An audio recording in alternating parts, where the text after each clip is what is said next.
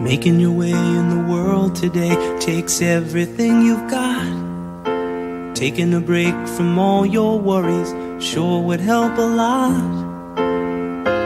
Wouldn't you like to get away?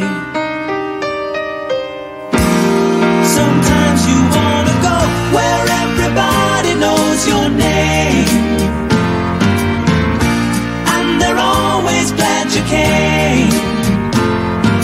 You wanna be where you can see our troubles are all the same. You wanna be where everybody knows your name. You wanna go where people know people are all the same.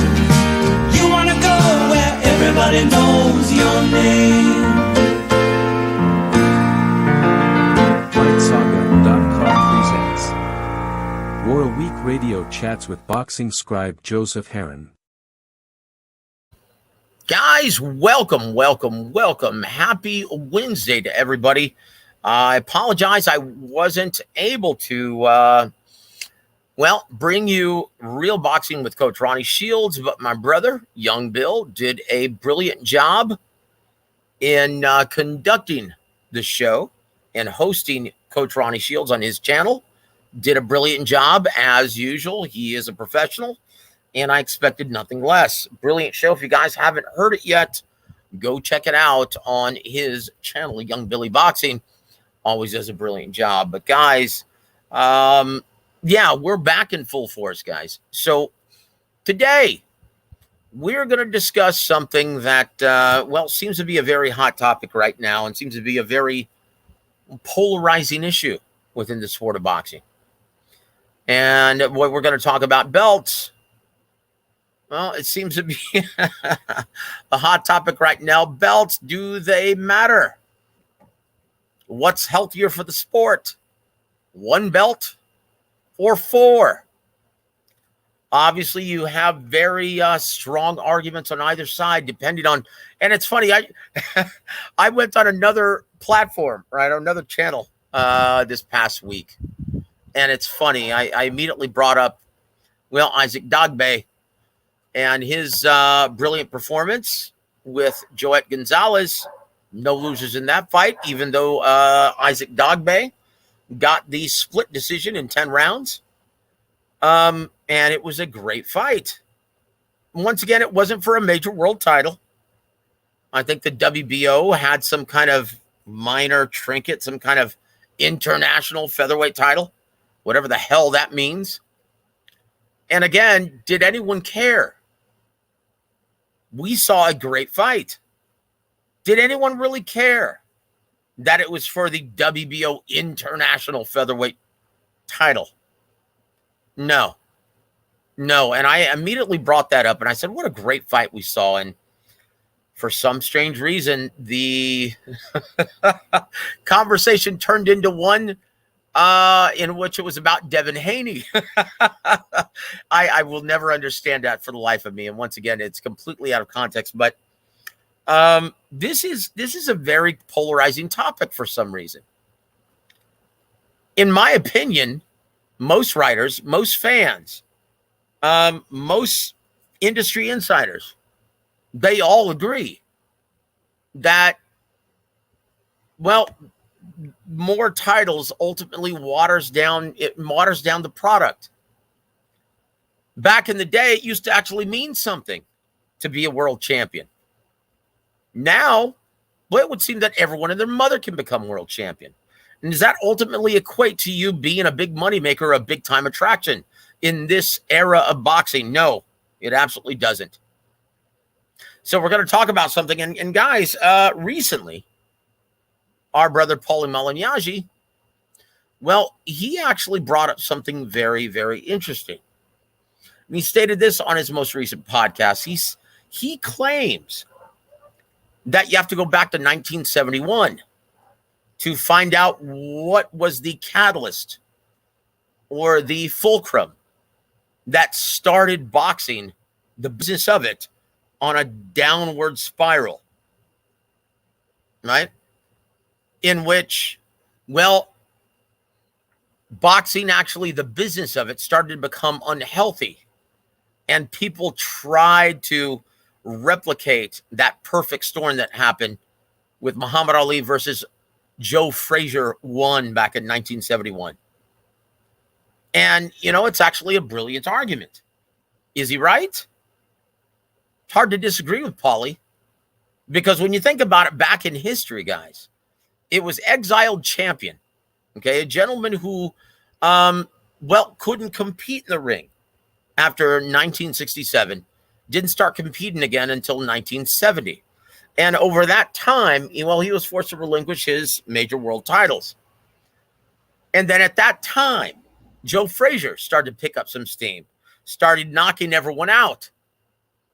And he picked up the vacant WBA and the WBC strap, right? There were only 2 belts at that time, right? So it created this champion versus champion, undefeated versus undefeated. And this is what Paulie had to say about it. And he blames Ali Frazier 1 to be the turning point that started the business of boxing on this slowly but imminent decline out of the mainstream consciousness of the sports fan in America. He said this, quote, he said, slowly but surely, boxing fell out of the mainstream. Ali Frazier 1 was the turning point. Up to that point, boxing had always been a major pastime in the United States.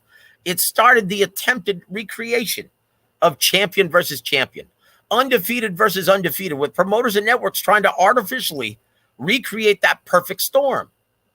But leading up to that, it was organically created by the circumstances leading up to 1971. Also with the way it was distributed. Now, people forget about this. Before this, yes, they had the Teleprompter Corporation showing these bouts nationwide on closed circuit.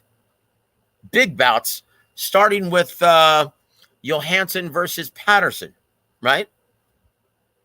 You have to go all the way back then.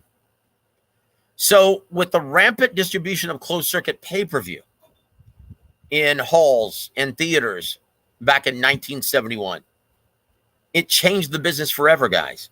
And from that point forward, networks and promoters attempted to recreate that lucrative business strategy. From that point forward, Paulie Malignaggi argues that slowly but surely boxing slid away from mainstream and casual participation to ultimately where we are now. Right? So there it is, guys, before we move forward. And once again, guys, if you want to join me, all by my lonesome tonight, and we can talk about pretty much whatever you want. I want to get your opinion on whether you believe boxing is healthier with the 4 title system that we have now, or just reverting back to recognizing the ring, the most trusted ranking system, as well as the only belt that doesn't tax these hardworking prize fighters 3% of their purse, right? So if you guys have your headphones, if you'd like to join me, you're more than welcome to come on the show. But before we move forward, we'd like to give a shout out to my brother Jesus M. Salutes to you, brother. Also, our brother Sean. Good evening to you, sir. Hope you're having a blessed day as well. Also, our brother Peter Puritan. Thank you for joining us, sir. Also, my brother Big Luke. Oh, you're not late. You're just in time, sir. Just swinging over from behind the gloves. Geez, I wonder what you were watching, my friend. I can only think of 2 reasons to watch that show. Did I just say that over the air? I also want to give a shout. Jesus M says, I just want the boxers who are winning in impressive, entertaining fashion to face each other. Absolutely, man. Look, and once again, guys, that's all we ever wanted. That's all we've ever wanted. For the best perceived fighters to face the other perceived best fighters, right? So Big Luke actually picked up what I was laying down there. And there it is, brother. I also want to give a shout out to my brother, Peter Von Arx. Good evening to you, sir. Scott 70 from Thailand. Thank you for joining us, sir. Also, my brother John McSmith. Yes, I've got my sweet amber ready. And our brother Sean says it's healthier for all boxers that now exist in 4 sanctioned bodies. The amount of shows now gives up and comers the chance at a purse. One belt will give us big fights, but will cripple others. That is a very, very insightful thought. And that brings me to my first quote of the evening, right? Because Ryan Garcia recently he stated to the media before his last fight, most recent fight against Javier Fortuna, in which he was successful in dispatching him in 6 rounds and being one of the biggest attractions in the United States at this time. Yeah, he has no major world title, nor has he ever won one. But he's still one of the biggest attractions and biggest ticket sellers in boxing. So he had this to say. He said, quote, man, you guys, and he's addressing the media, right? He says, quote, you guys put so much emphasis on these belts. Let them go. They don't mean feces at this time. They don't mean feces nowadays. Right? Well, it's easy for him to say, right? Because his net worth is at an estimated $10 million, right? He's got 8.9 million followers on Instagram and over 1 million on YouTube, and he's only 23 years old. So to him, once again, just relatively speaking, yeah, the belts really don't mean anything to him. Okay, he's still going to attract attention either way. But this is what WBA President Gilberto Mendoza had to say about this. He said this, quote, boy, those are strong words from Ryan Garcia. Belts don't matter. He says, my belt is 100 years old. No matter what, once again, if you trace the lineage, yes, it is over 100 years old. And it goes back to Jack Dempsey winning the NBA championship.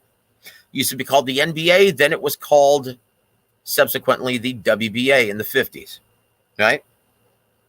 And he says, I understand, Ryan. I understand he's at the top of the game, but I think he's very positive about the sport. But not every boxer is like him. A boxer needs belts at the end of the day. Unfortunately, I think he got caught up in the moment. He's young. He gets a lot of attention because he doesn't have a belt. But if he wants to write his name in the history books, that legacy cannot continue to happen if he doesn't have 4 belts. If he wants to prove himself in this current boxing atmosphere, he needs to win the 4 belts, not only at lightweight, but at 40 and 47, which I think he has a lot of potential to do so. End quote. Guys, is he right? That's ultimately our topic du jour, right? And we can talk about whatever you guys want.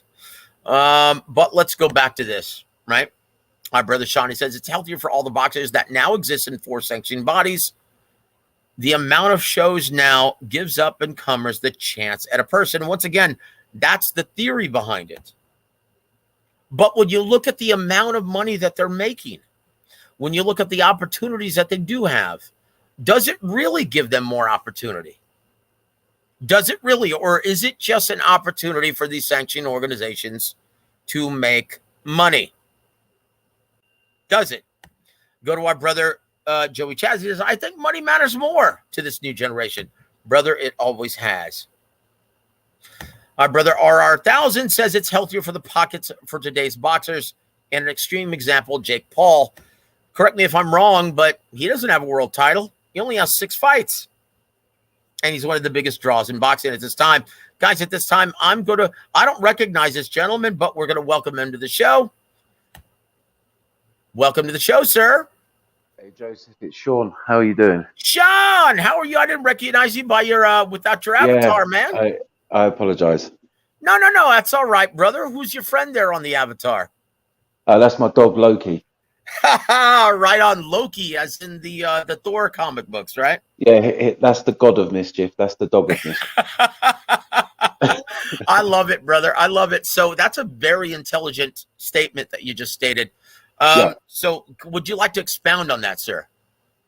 Well, I mean, if you check BoxRec, there's like 20,000 professional registered boxers, right? Mm-hmm. So if we just make it easy and say there's 5,000 professional boxers per sanctioning body, and then you only make 1 belt and you put them all together, There's some boxers out there that will never get a chance to be a champion.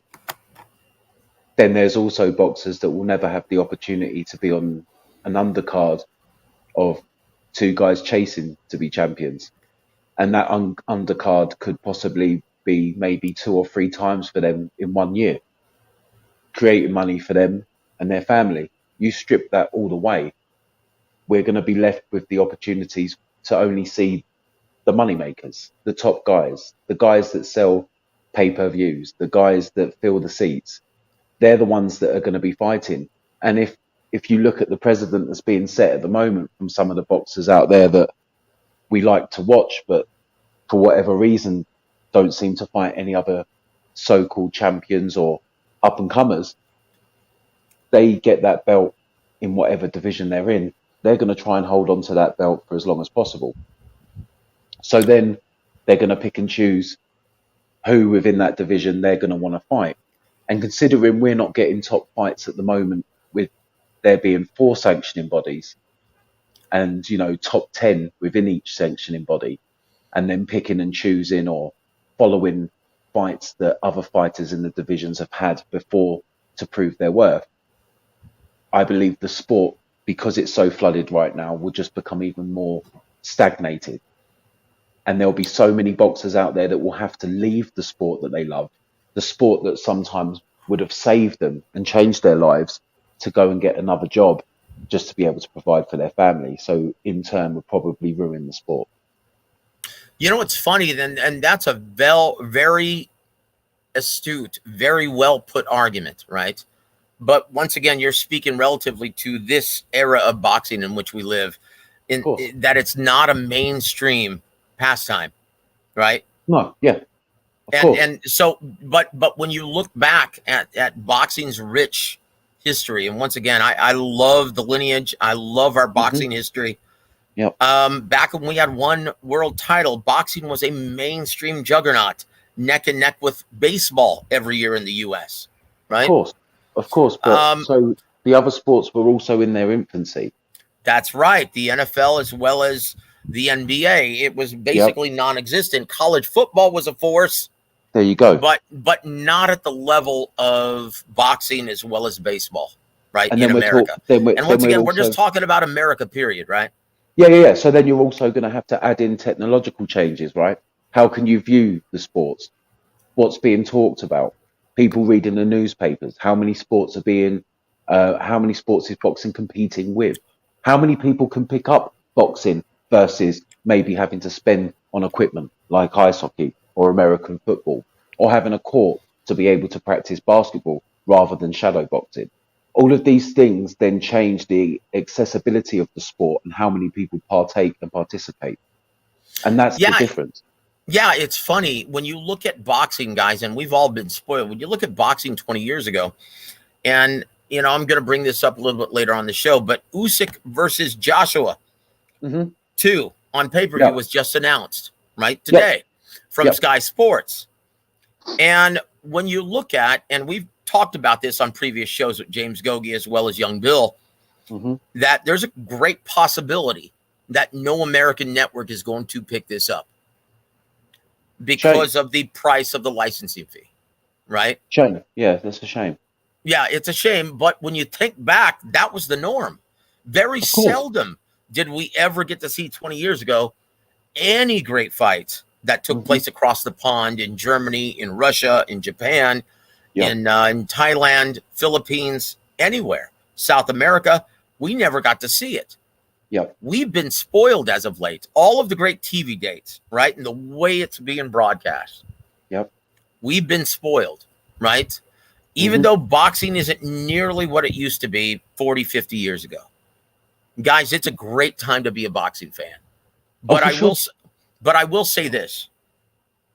And going back to Paulie Malignaggi's point, right?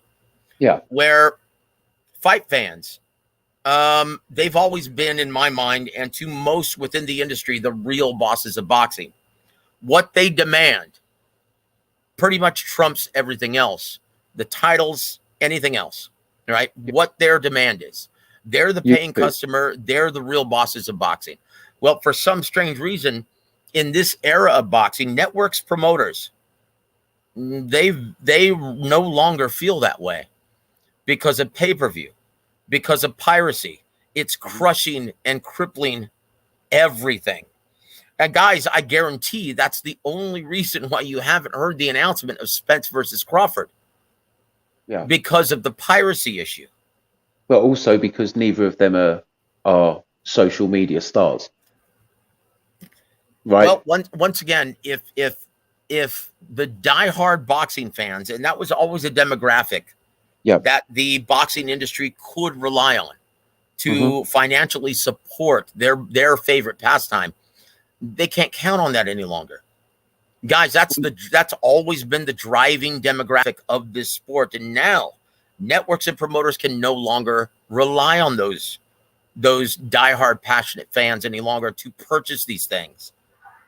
Because there are enough diehard fans within the boxing community, ordinarily 20 years ago, that would support these things, right?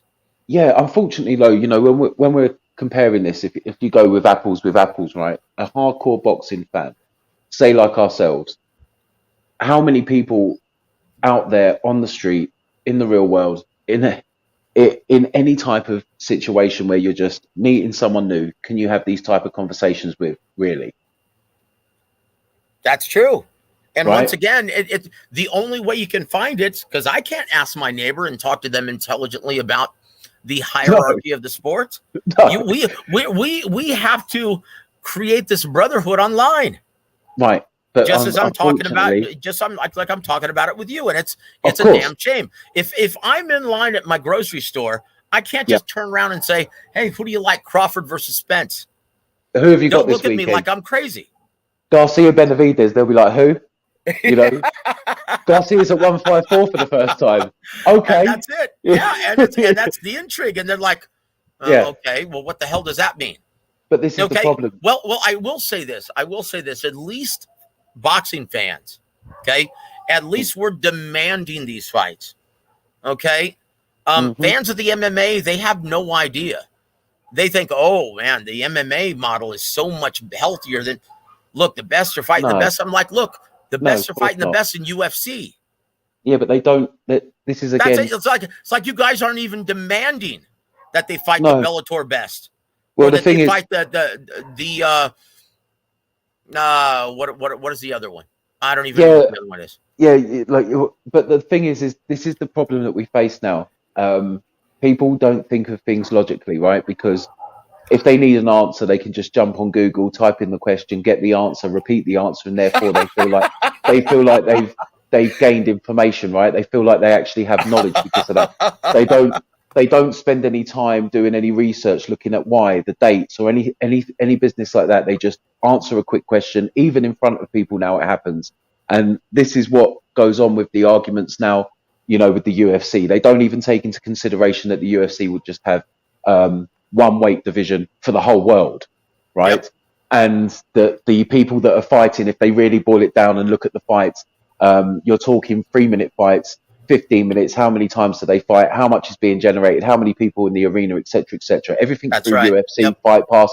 They don't break any of that down. That's irrelevant to them because they want to win the argument that they've started in that moment in the next 30 seconds before they want to start calling someone names or calling them a casual or you don't know what you're talking about, boxing's dead, etc., right? And this is the problem. You just highlighted, and we were speaking, that having conversations with true boxing fans is few and far between. Yep. And platforms like yourself, Young Bill, who are going to be out there promoting boxing, trying to bring the sport back, those conversations are also very slim. And you've even found yourself, Joe, being on some of these channels, given across good information, information that's been given to you by people in the industry, and because it doesn't side with a narrative that someone feels, or because they're man fanning or box fanning too much, you get spoke to in a derogatory way. You get called names. You get you're just lying. You're making things up. Yep. So let's boil it down to the bare minimum here. If you are holding a channel or being on a channel with supposed boxing fans, people that are taking their time to speak about the sweet science, and that's the attitude that they're purveying. then why would the studios and the big production companies want to put together big fights if that's the kind of attitude that apparent real boxing fans have? That's When it. Very when astute the point. when Yep. the casuals themselves, they thrive upon nothing but drama, which is now being fed into all fandoms. And unfortunately, when you were saying the quote about Ryan and belts don't matter, that's an overflow from Canelo saying he hasn't even got a belt. I had a belt at that age, right? So he's like, right, well, I've got to shut down this now. Yeah. So I've got all of my followers and I need to show them that with or without a belt, it's completely irrelevant. I still knock people out. Let's go tank. Right. And all of the things that are happening within all of the sports and social media where now it's become fashionable if somebody doesn't have the same view as you to attack them, to put them down, to say that they have no knowledge whatsoever. That's ruining all the sports that we love. That's And, it.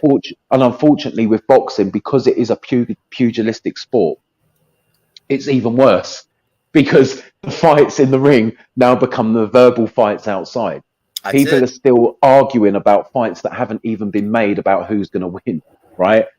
There's no logic to it anymore. There's no sitting back analyzing it anymore. When I see the videos on YouTube where someone's breaking down a fight or a fighter, or looking at a training video on YouTube, because I go to the gym myself, those videos lack the views that another person shouting at somebody in a gym, or a supposed fight outside a gym between two fighters, or even the Caleb Plant Benavidez argument in the gym will Hmm. generate so much more views than the purest of videos surrounding that sport.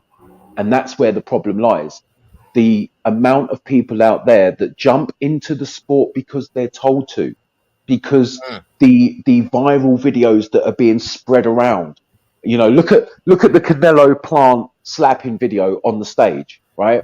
Hmm. And if you look at the comments in that video, or any of those videos that were flying everywhere for a whole entire 2 weeks of him giving him the free piece, that everyone was like, Canelo's not in it on his game plan. I've never seen him like this, because they are only watching what they're being fed through social media. They That's weren't it. there for the Daniel Jacobs or the Canelo Yep. versus Triple G when he was getting irate or pushing, or he was. They're not there and understanding that there's many, many, many fights. The guy is in double figures. Like, this isn't his first rodeo.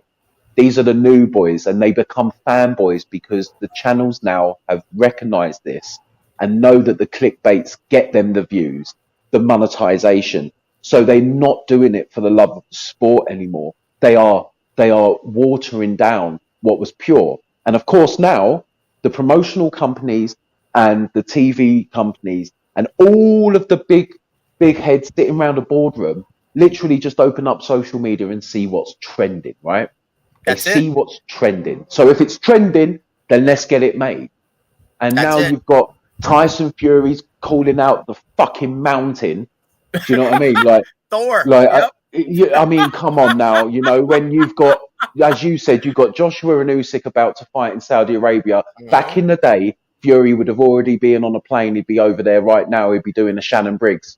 He'd be doing a Shannon Briggs. He'd be over there, Let's go, sitting champ. there.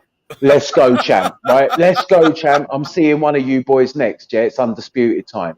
And he'd Yep. be sitting in the crowd ringside. He'd be watching. He'd be making his presence felt. No, he's online calling out Thor because it's going to make a load of fucking money, right?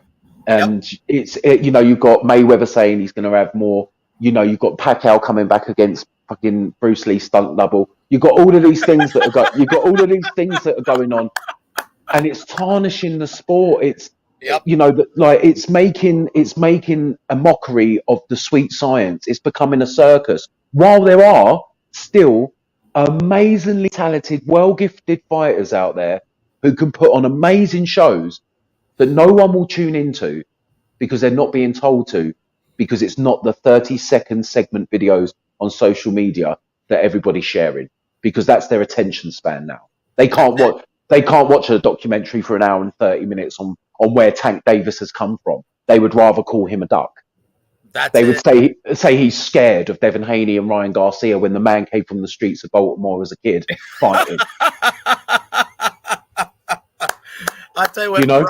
bravo, my friend. Very well said, brother. I'm sorry, Joseph. I'm sorry, Joseph. I'm very No, passionate hey, about this sport. no, I I love love it. this I sport. love it. And you know what, brother? If every single, and I say this all the time, WAWR Week Radio, and once again, our extended family members, as well as Young Billy Boxings, you guys are the most insightful and intelligent. And if every single fan was of like-minded thinking, well, the sport would be much healthier. Now, once again, well, we're going to go back to this very big problem that seems to be affecting everything.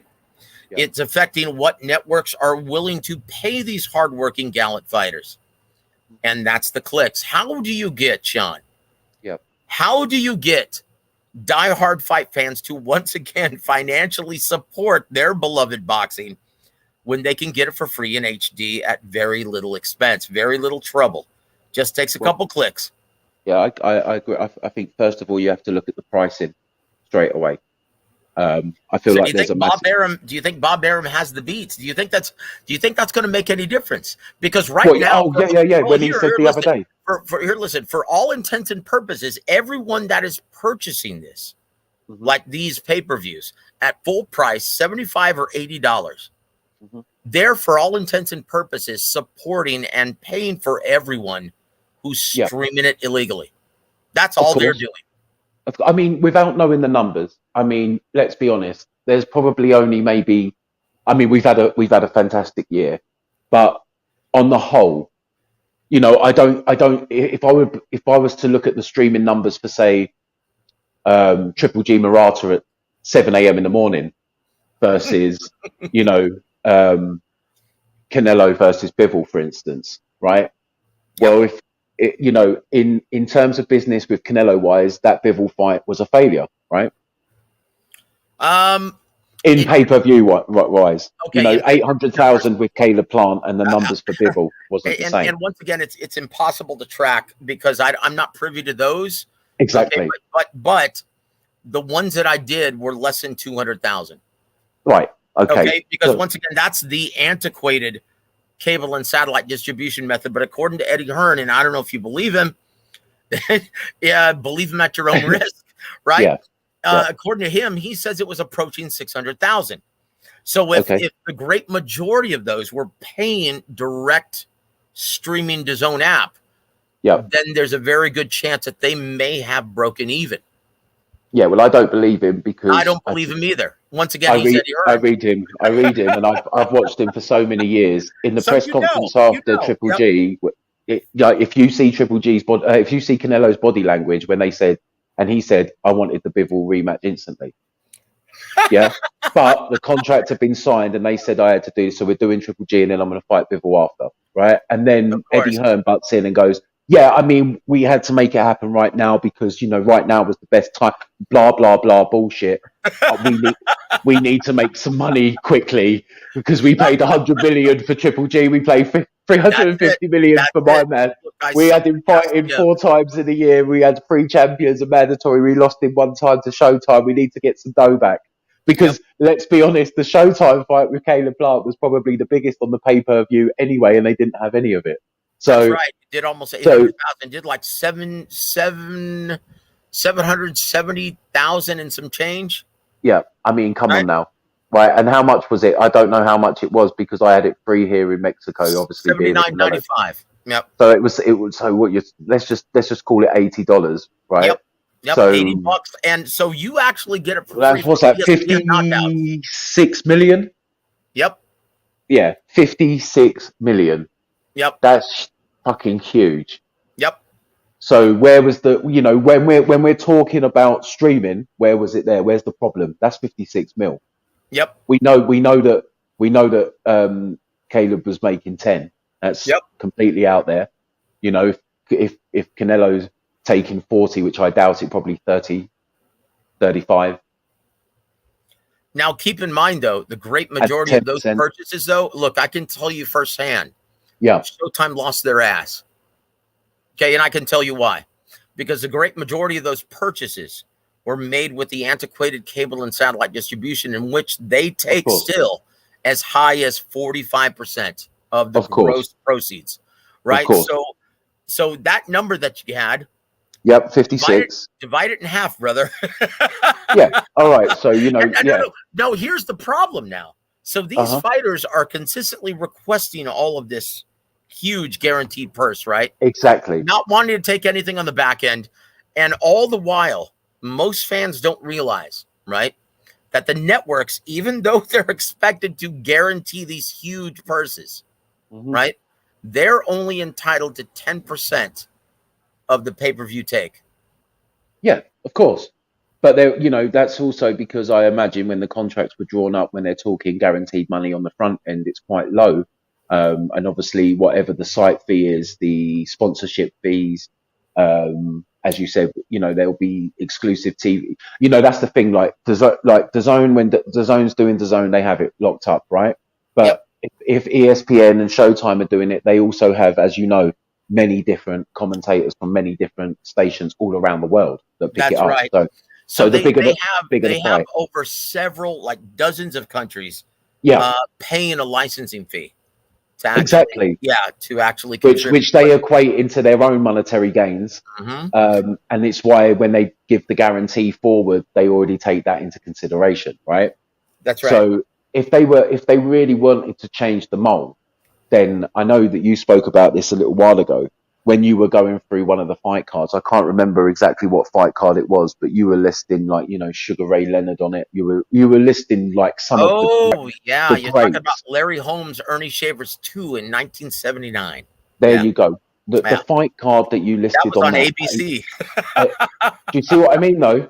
Yep, Now, imagine sitting back, being a fight fan, being given that fight card, and then coming away and speaking to other people who had watched that fight card and how good those fights were and how many different people had different favorite fighters after that fight card, that's it. right? That's it. Once again, it included Roberto Duran on the undercard. I mean, come on, dude, it was absurd. And I'll pull it up in a second. But and this is this is the primary reason why we Hmm. focus on the business of boxing on this channel.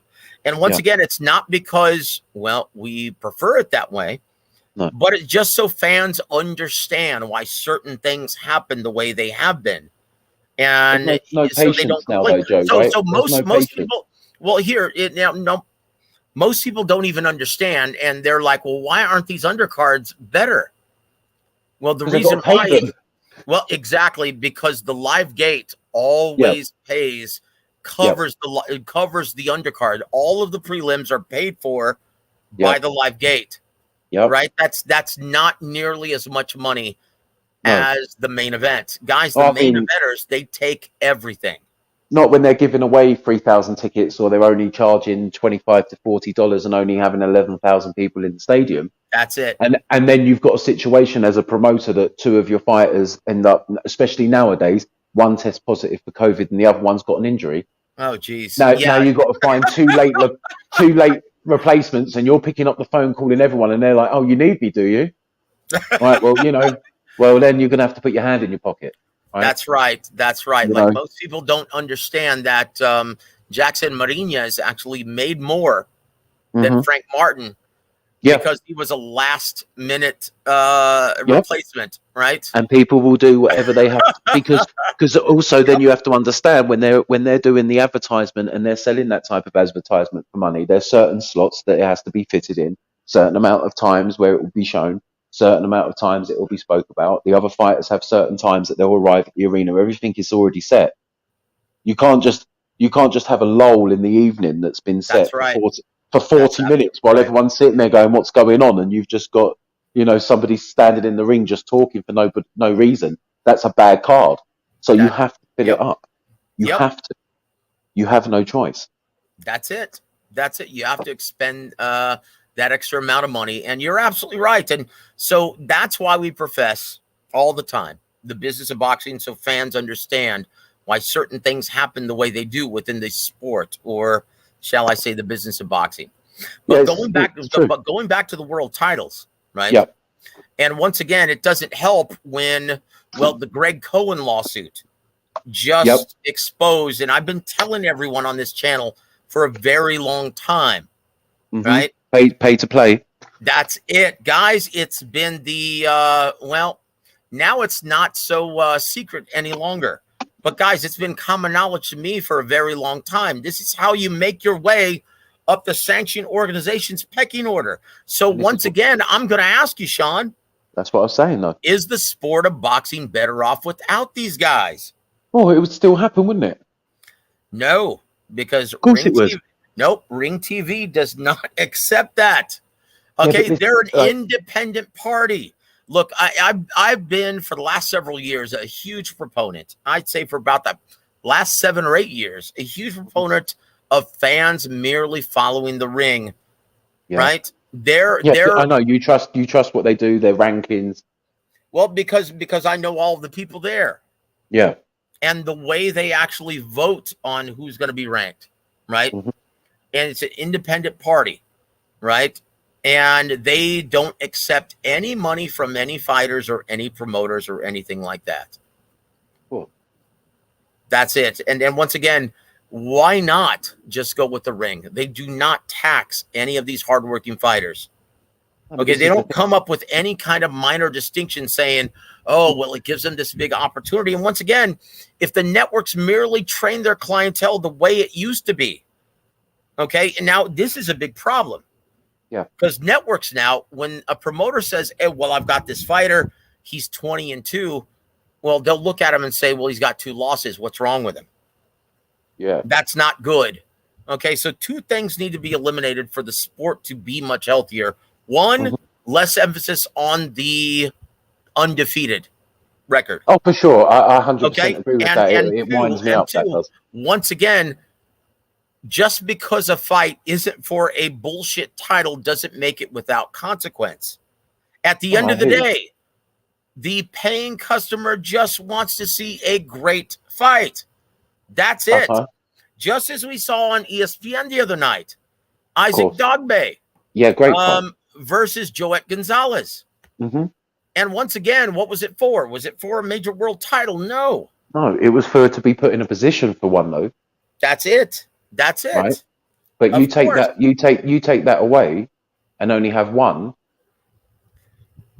and you're gonna ball down 20,000 professional boxers. You're gonna lose. Well, when you look at a specific division, okay, when you look at BoxRec, it's not nearly that wide, not like it used to be back in the 50s and the 60s. Right? For every division, there's probably between 1,700 and 2,000 worldwide competing athletes. Yep. Oh, and as long as you have an independent ranking party, right, like the Transatlantic or the Ring, right, then what the hell do you need the sanctioned organizations for? Now, once again, this is how non-credible these sanctioned organizations are. They'll make someone like Camille Zarameta, okay, who is the IBF, and once again, I love Daryl Peoples, I love the IBF, but how the hell do you get the number 22 ranked middleweight in the world to become the mandatory challenger for Gennady Golovkin? Yeah, I know, but that's the number 22 ranked middleweight. How on earth did he become the number 1 in their pecking order? Well, Keith Thurman just went number 1. Yep, and once again, how did that happen? Yeah, and then but how did Virgil Ortiz jump 8 places in the IBF? See, that's my point. I want to give a shout out to my brother, Adam Lopez Montequilla. Welcome to the show, sir. He says rankings in the sanctioning bodies. Yeah, no one gives a shit about those any longer. That's what I'm saying. It's almost like it's a moot point. Yeah, but this is the thing. It's because as we were talking before with the undercards, right? There's like most fans of boxing, we could tune into any single boxing channel right now. They'll be talking Crawford Spence. Yep. Tank Ryan. Haney Tank. When's Loma coming back? Right. Right. And then there'll be and then it will be, well, Canelo's fighting Triple G. He's an old man. Yeah. Yep. He's a drug cheat and he's an old man. And no one's talking about Joshua and Usyk. No one's talking about Virgil fighting McKinson. No one's talking about Garcia fighting Benavidez, apart from the guys that are excited to see fights, right? Yep. Okay. That's right. So when you put it like that, when they don't care about the ranking, it's because they don't even know anybody within the rankings. So they don't even know where Boots or Virgil or Stanionis having the regular title, or So, Erislandy Lara having a regular title at 160. They don't even so, mention his name. so, Sean, do Yeah. they not care because there's 4 different ranking systems as well as the ring? No, they don't care because they gain their information from social media. If they were to pay Uh, attention, to the sport, if they were actually purists yep. of the sweet science, they would know all this. But And even if you did, whose yeah, ranking system do you actually follow? no, that's And once the again, thing. why should you? Why should Well, you, then understanding that it's payola, brother? no, but then at the same time, I posed the question, right? In every single sanctioning body right now, regardless if you call it WBC, WBA, WBO, IBF, the top 4 or 5 fighters in every division, bar maybe 1 or 2, will always be the same. Am I wrong? No, you're not. Right. Well, except for the IBF. Yeah, the IBF. You look at the IBF and you're like, who the hell are these guys? Exactly. Oh no, there he is. He's just jumped in, right? Because some guys will jump in to take a quicker route to get to a shot, right? That's right. Especially if there's a unified or an undisputed in that division, right? That's right. And you can argue, like if you're pro IBF and just getting these fighters these opportunities, you could argue Kambosos. Okay, he wasn't ranked number 1 or even close to it in any other sanctioned organization because he beat an older Lee Selby. Yep. Well, look what happened. Oh, Tiafimo It was the same, right? storm. He caught Tiafimo the exact same way. Yeah. Well, Tiafimo caught Loma the same way. Well, he fought the incumbent champion and beat him in Richard Comey. Of course, but it was still the IBF route, which was easier. That's a different situation. But I'm referring to just George Kambosos, right? In no other sanctioned organization was he actually ranked in the top 5. No, right? But once so you again, can argue that it gives these fighters that ordinarily wouldn't have these opportunities, right? Exactly, because they can go, hey, look, the WBC ain't even answering my calls. Like, you know, exactly. I've been here for 2.5 years at number 4, and I don't think I'm ever getting that shot. So I'm going to go and have a couple of boys at the IBF, and I'm going to see how I can jump up. I'm going to speak to my promoter. He's going to speak to them. I'm going to jump up to 6, right? Because I'm ranked 4 here, and they're going to put me at 6. I'm going to then fight him, and I'm going to jump to 2, and then I'm going to have a fight with the interim, or I'm going to have a fight with the regular champ, and I'm going to get myself into a position to have a title shot, right? So so it's a very strong argument. But if you strip the titles away, say if you do away with all 4 sanctioned organizations and just go with the ring, well, then now that places all of the power with the promoters as well as the networks. Because once again, if you're not aligned with an influential promoter who has the money, has the deep roster, has the contract with the network, do you get any opportunities? No, and that's what I was saying. You're going to lose. You're going to lose a lot of good talent straight away, right? Okay, so I'm going to go with my brother Adam Lopez. He says, excellent point, Sean. Yeah. Social media kind of does predict who's hot and who's not. So that, once again, does any real fight fan need the sanctioning organizations or any belt to tell them who the best fighters in any weight division they are? Right. So then we've got to look at it in another way, right?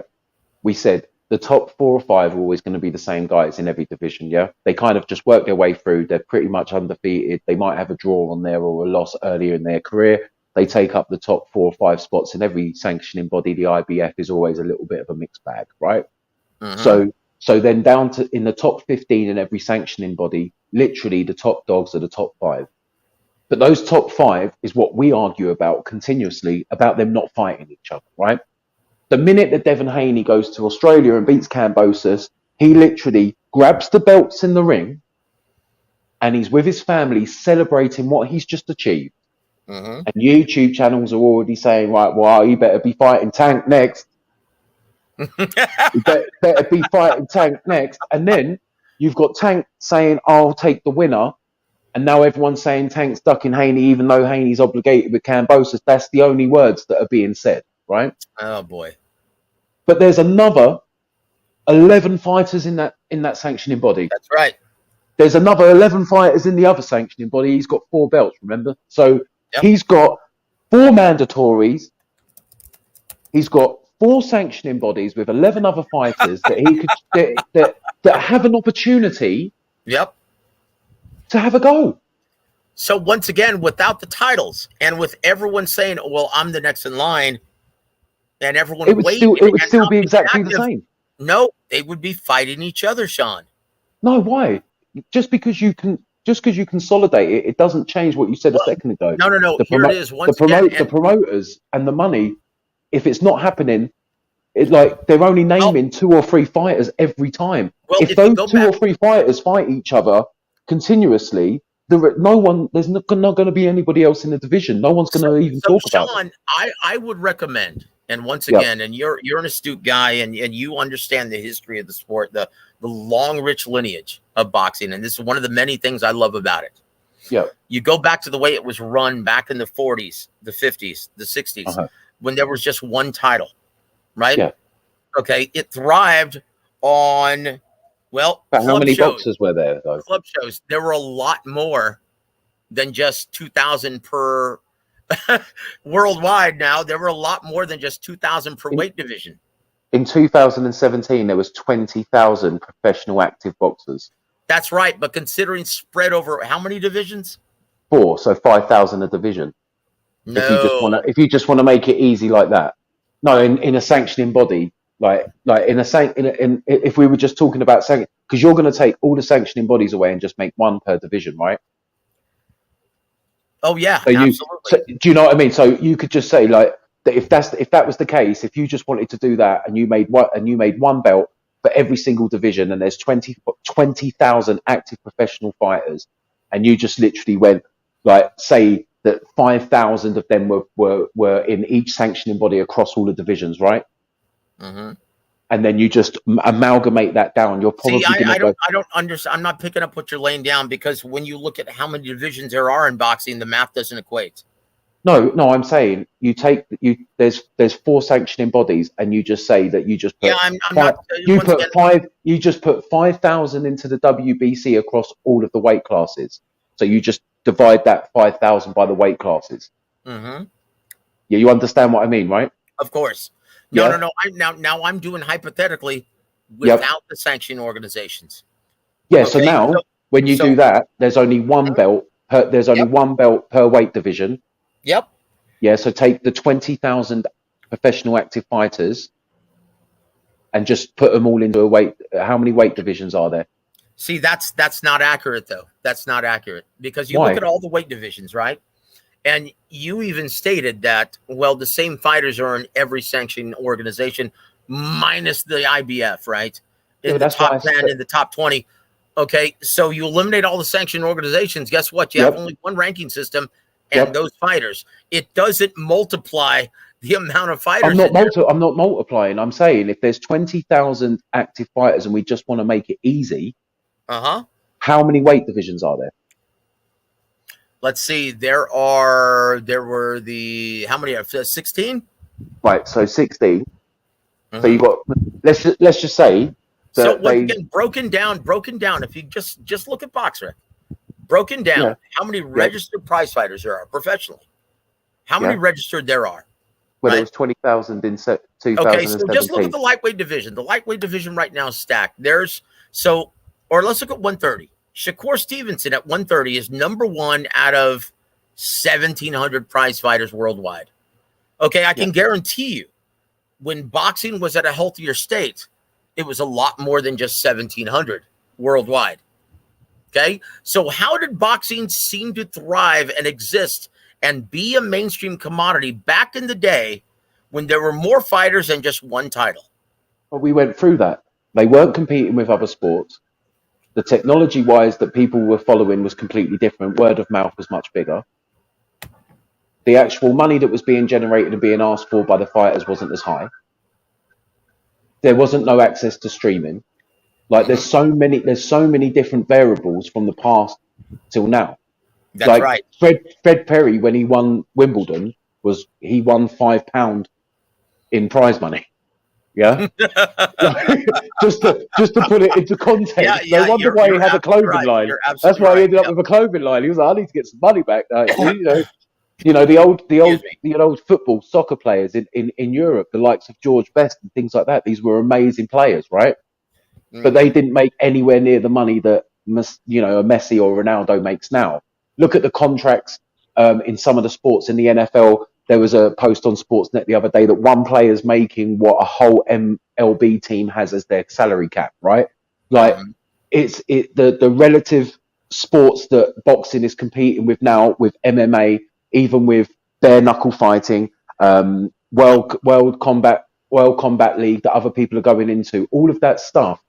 You water the sport down anymore, you change the sport anymore, you give anybody a reason to move away from it, and it's going to happen because the casuals are the ones that are on most of the social media outlets arguing with the words duck, cherry picking, exposed, he's terrible, he's flat footed, horrible, like I don't, boxing's dead, this is why I watch UFC, all of these things. This is this is the reason why somebody who was even thinking on the fringes of coming into the sport saw one fight, maybe just caught highlights of Inoue and was like, wow, who's this guy? And Hmm. then went from watching highlights on YouTube and then went to the comment section and started seeing all of this rhetoric. That's their first introduction to the sport. It's not sitting at home with their father being introduced to his favorite fighter, right? It's Hmm. not it's not being introduced maybe because they're sitting at home and their mum's having a little party and they're staying up a little bit later, right? And they've just kept the TV on and it's gone straight into a free TV fight night. And they're being introduced to people that they've never seen before, great, amazing fights. And they're like, wow, what's this? I love this sport. And then they pick it up from there. The negativity that already surrounds the sport is from the social media, which is driving people to the sport, which is why the people that talk the most shit, the ones that create the most drama, the ones that have the most shareable video clips are the biggest fight nights. Because the casuals tune in because for the whole week, all they've seen on their social media when they open it on the toilet, when they wake up in the morning having their coffee, when the general Well, thing that they well, do. There's you're talking about only one avenue though, because no, look. every I'll avenue. say this, Sean. I'll say this, and once again, great points, brother. Great discussion. Want to welcome my brother Frank to the show. Frank, Thank you, how are you Joe. doing this Hey, evening, Hey brother? Frank. I'm doing good. I caught you just in time. Yep, just in time. I tell you what, though, you're only looking at one avenue, though, Sean, because Why? being a ring announcer, right? I can tell you the importance of the club shows, the regional shows, and my brother Adam Lopez is testament to this, right? Who's Yeah. in the queue also. Yeah. Um, that's how casuals are transformed or converted to diehard fight fans, and they're becoming less and less rampant throughout the entire community. Club shows are less frequent than they used to be 20 years ago, 30 years ago, 40 years ago. In my Because opinion, that's the driving force of the sport. of course. Okay, not just what you see on TV. If these No. guys weren't so reliant, right? If these fighters weren't so reliant on these TV dates, Hmm. okay, less and less big promoters are actually staging club shows in mainstream communities, mainstream areas. And so you're Yeah. talking about consistently the way it is right now. Okay, that's what I want to get away from. Yeah, I but don't that's the care. thing. Right. Like honestly, I'm trying to find ways to get back to the way it used to be. But that's the thing, Right. Joseph. That There you was my go. point. That was my point. How does grassroots grow? From people sitting there taking an interest in something they didn't know they were interested in before and going out and finding how to be a part of it. That's it. That's it. Okay. And it all happens from fighters who aren't ranked in the top 20. Right. But how do Okay. people do Okay. that? So once again, Adam has the beat here. Yeah, the grassroots Yeah, method that's of what I'm saying. But how do cultivating you do that? confidence. You see it on TV. That was my point. Sitting at home with your friends or your family and you It doesn't catch have to be necessarily on TV, my friend. or on social media, on your phone or on the laptop. If you're a young guy who wants to get into a sport, you're not going to go and buy a ticket to a show down at the local hall. You would either be taken by your uncle or a close family friend to go and see someone who's associated with the family or from the gym that they know somebody with, get a group together and go along, right? Mhm. Yep. Okay. So you get introduced to it by a family member or a kin. If you want to go yourself and go and join a gym, you would either be a child that's gone through a little bit of bullying, wants to stand up for himself, has a friend or a family member that partakes in that sport and takes you along, or you find it by some visible means and you are so interested, you want to go, you go online now instead of, consulting the yellow pages or whatever it was in the US, and you find the local gym and you go down there. And if the vibe is right, you sign up, you pay your money each week, and you become one of the people who then goes into the hall, who brings his family and friends along, and so on and so forth. That's right. And so once again, I'm such a firm believer in the grassroots method of cultivating diehard fight fans, cultivating believers in our beloved boxing. Okay, now because everybody's a recluse. Because I've seen it work. Well, no, here I've seen it work. I'm a stern supporter of understanding and believing that people still need to kick the tires before they purchase the product. Right? Definitely. Sure. Yeah. It's Sure. the best method of conversion. It's Okay. an ecosystem. And once again, guys, if you're in if you're in the South Texas area, guys, come to San Antonio, Texas on August 6th, South Park Boxing at the Shrine Auditorium. Yours truly is going to be conducting ring announcing duties for a stacked 12-bout fight card. Is that going to be on TV? Support, guys. It's going to no, it's not going to. Not this one. The next one I'm going to be doing with TMB Promotions. Okay, I'm going to be commentating on that. I'll tune in for sure, Joseph. Thank you, So Sean. I appreciate it, brother. And always support, mate. And I would have been on here before. I didn't know what the name of the podcast you do was. I had to ask young Bill. I was like, "What is it? You keep talking about it. What is it?" And he told me. Oh, Boxing TV. No. This one, WAWR a Week. Every time you were on the other channels and you were saying, I've got my podcast. We said this the other night on the podcast, and then you duck out. You go, I've got to go, guys, and you duck out. And I was like, I fucking want to ask Joe what the name of his podcast is because I go and jump on it, And thank you so much for being here, Sean. And no, it's a pleasure. It's a pleasure. The pleasure's all on our side, brother. Because it's very stimulating conversation, very very insightful stuff you're laying down, man. Frank, you shouldn't have to argue about a sport, right? No. And once again, one thing I cannot stand, okay, and one thing I will not tolerate is just mere argument for the sake of debate. Yeah, okay, so on this end, we're listening to everything that you're saying, Sean. I know. Okay, and I know you're listening to everything that we're saying as well. 100%. And guys, you can have discussion, insightful discussion, without raising your voice and just yelling and casting aspersions. Right? Sure. This is the way it should be. Okay, that's the only way you come to a solution. So here's the problem, though. What is the solution? What is the solution for making boxing once again a mainstream commodity in America? Well, that's Joe, that's a $1 million question right there. And also, how do you actually cure the piracy issues? Right? Reducing the price, making better cards. Well, the first thing I was listening to you guys, and first thing that popped in my mind is like with the 4 belts and one is credibility.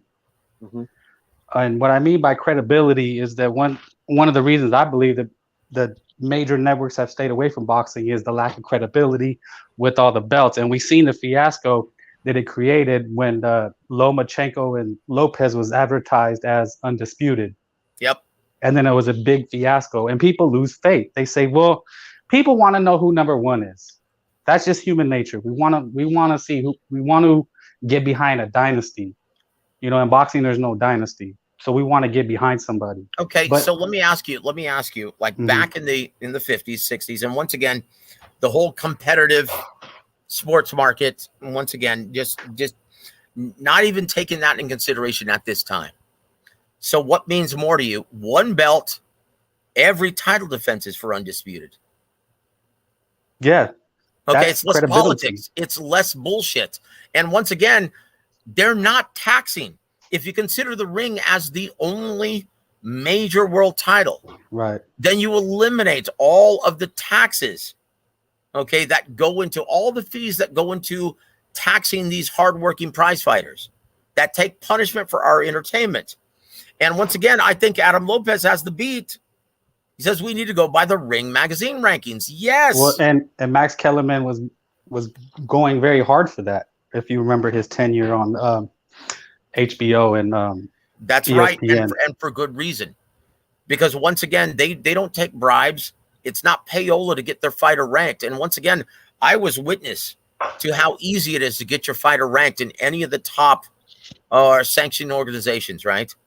It just takes a minor phone call, takes a monetary gift, and that's pretty much it. But guys, look, if you can keep this conversation going, I'm going to step away for about 2 seconds, Okay. right? I'll be right back. Yeah. My take was that, I mean, if you look at all American major sports, what do they all do? They all consolidated. NBA, you would had 2 leagues. The NFL used to be 2 leagues. The MLB, I think they're the only major American sport that has pretty much remained together. Mm-hmm. So, I mean, I think that's what's needed in boxing is a consolidation. Is we need to be able to recognize and define and say who's the champion without argument. I mean, I heard you speaking. I'm sorry. Would he go by Vibe? Yeah, you can. Yeah, my name's Sean. Oh, Sean. Okay, Sean. I'm Frank. But I saw it. I think it's hard. It's harder in boxing, obviously, because it's global. I mean, Yep. I'm bringing American sports, but it's global, and the belts kind of help a guy that is in South America. He gets a belt, and then he gets recognized. So I think they're useful on a certain level, a certain platform, like an intercontinental belt. Are you aware of those? Of course. Yeah. So I mean, we could still have that, but when it comes to top 10, then all those belts drop and you have to go for the title. Yeah, I mean, but this is the thing.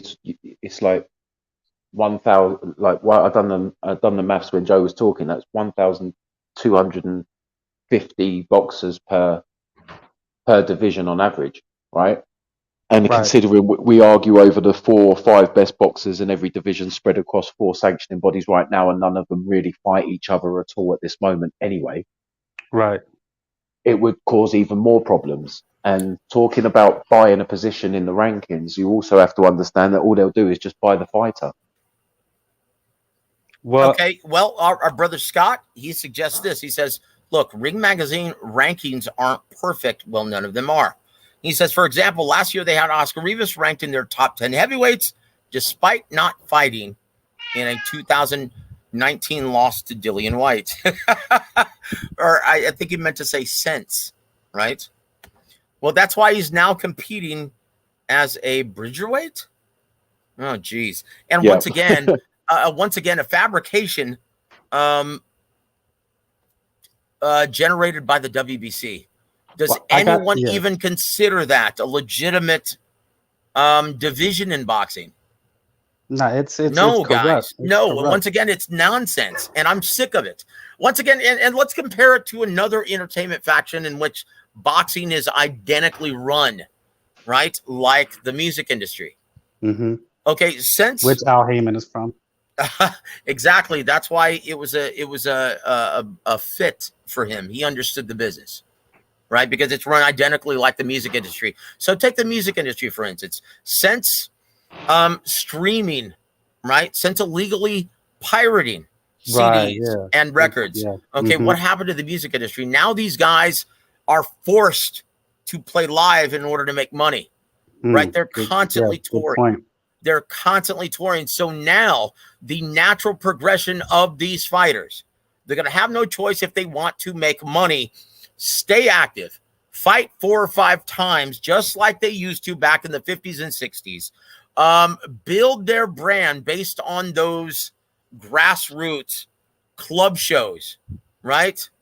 Build your brand that way. That's the way musicians are doing it now on YouTube, on Spotify. Okay, they're forced to play live, beat their feet. Promoters are forced to try and sell tickets, reaching out to the mainstream and casual sports fans. The way it is now with music, yeah, they're having to beat their feet, pass out flyers like they did back in the old days, bombard social media, take a more active role in promoting themselves, and building that following locally. Well, that makes a lot of sense because then you'd create a kind of a self-sustaining ecosystem. That's it. The big fights, you have the club show before the big fight, and it just drive each other. That's it, guys. And this is why I'm saying this. I see that same business model being implemented within the sport of boxing because I'm sorry, pay-per-view is deader than dead.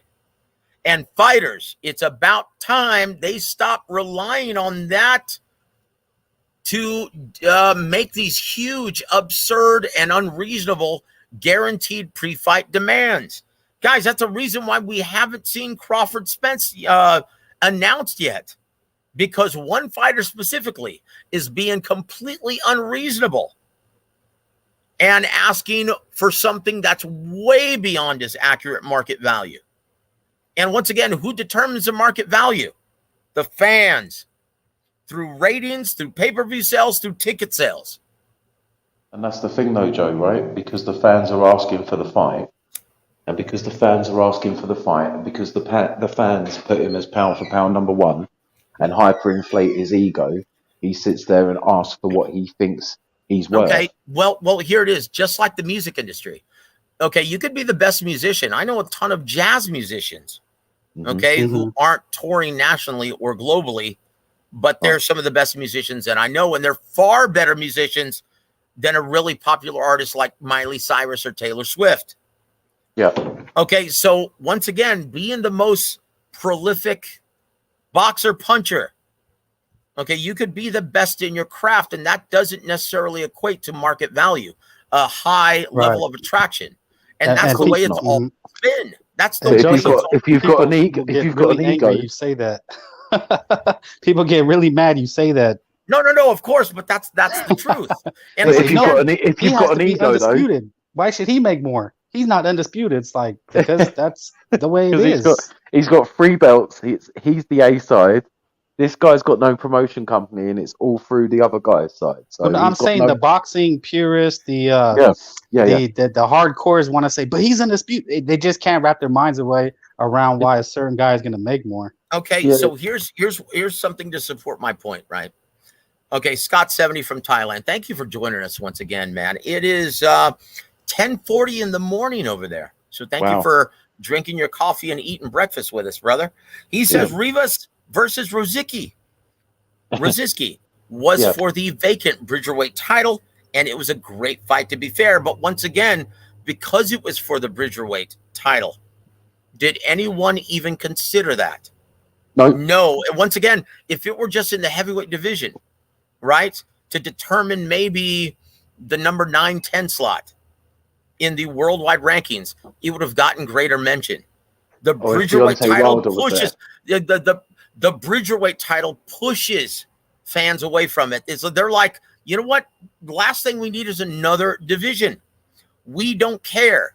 And guess what? Those fans, which were most of them, missed out on a great fight because I saw it as well. It was a great fight. But if Deontay Wilder was there, they would have watched it. Yeah. Right? Yep. Let's be honest.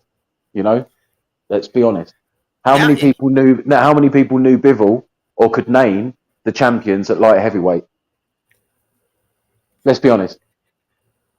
Well, look, I can only speak relatively, but I will say very few of them. And once again, you take 2 Russians, one relocated to Montreal. Yeah, you're going to have a hard time identifying them in the U.S. sports market. Yeah, I mean, we would love to see that, right? Let's be honest. We'd love to see an undisputed with Bivol and Batavia, right? Okay, so that's a perfect example, Sean. No one's buying that shit. So tell me, why is that fight not going to be made anytime soon? Right, first of all, nationalities. 2, nobody cares about them really. And well, they care about Bivol now because he beat Canelo and Batavia knocking out Joe Smith, but that they spoke about that on the world of YouTube for maybe a day. And then move straight back to Crawford and Spence. So once again, because it's going to be for quote unquote undisputed at 75, how much are these fighters going to be expecting? Well, this is the thing. They're not going to get that fight at all. Well, because the promotion companies will be like, it's not happening. No one's going to buy it. No one's going to buy it. Exactly. And why not? Because these fighters, because it's for quote unquote undisputed, right? Right. Okay, they're going to be expected a certain amount, and it's not there because neither fighter has that big level of attraction. The money's just No. not there. Like I said, where do these fighters and fans think the money's going to come from? Well, they can pay for Canelo, so they can pay for everyone. Is the argument, right? When they don't understand that it's called global market. It's not the market that you can see. Like this is very interesting as well, because looking at it on a social psychological level, if you're online all the time and all you're doing is searching your favorite things and being parts of YouTube channels and pages and fan pages of your favorite things, all you're going to continue to see are things revolving around your favorite things. So Yep. you don't have an outside view or a view from the other side, regardless, especially if you're talking boxing.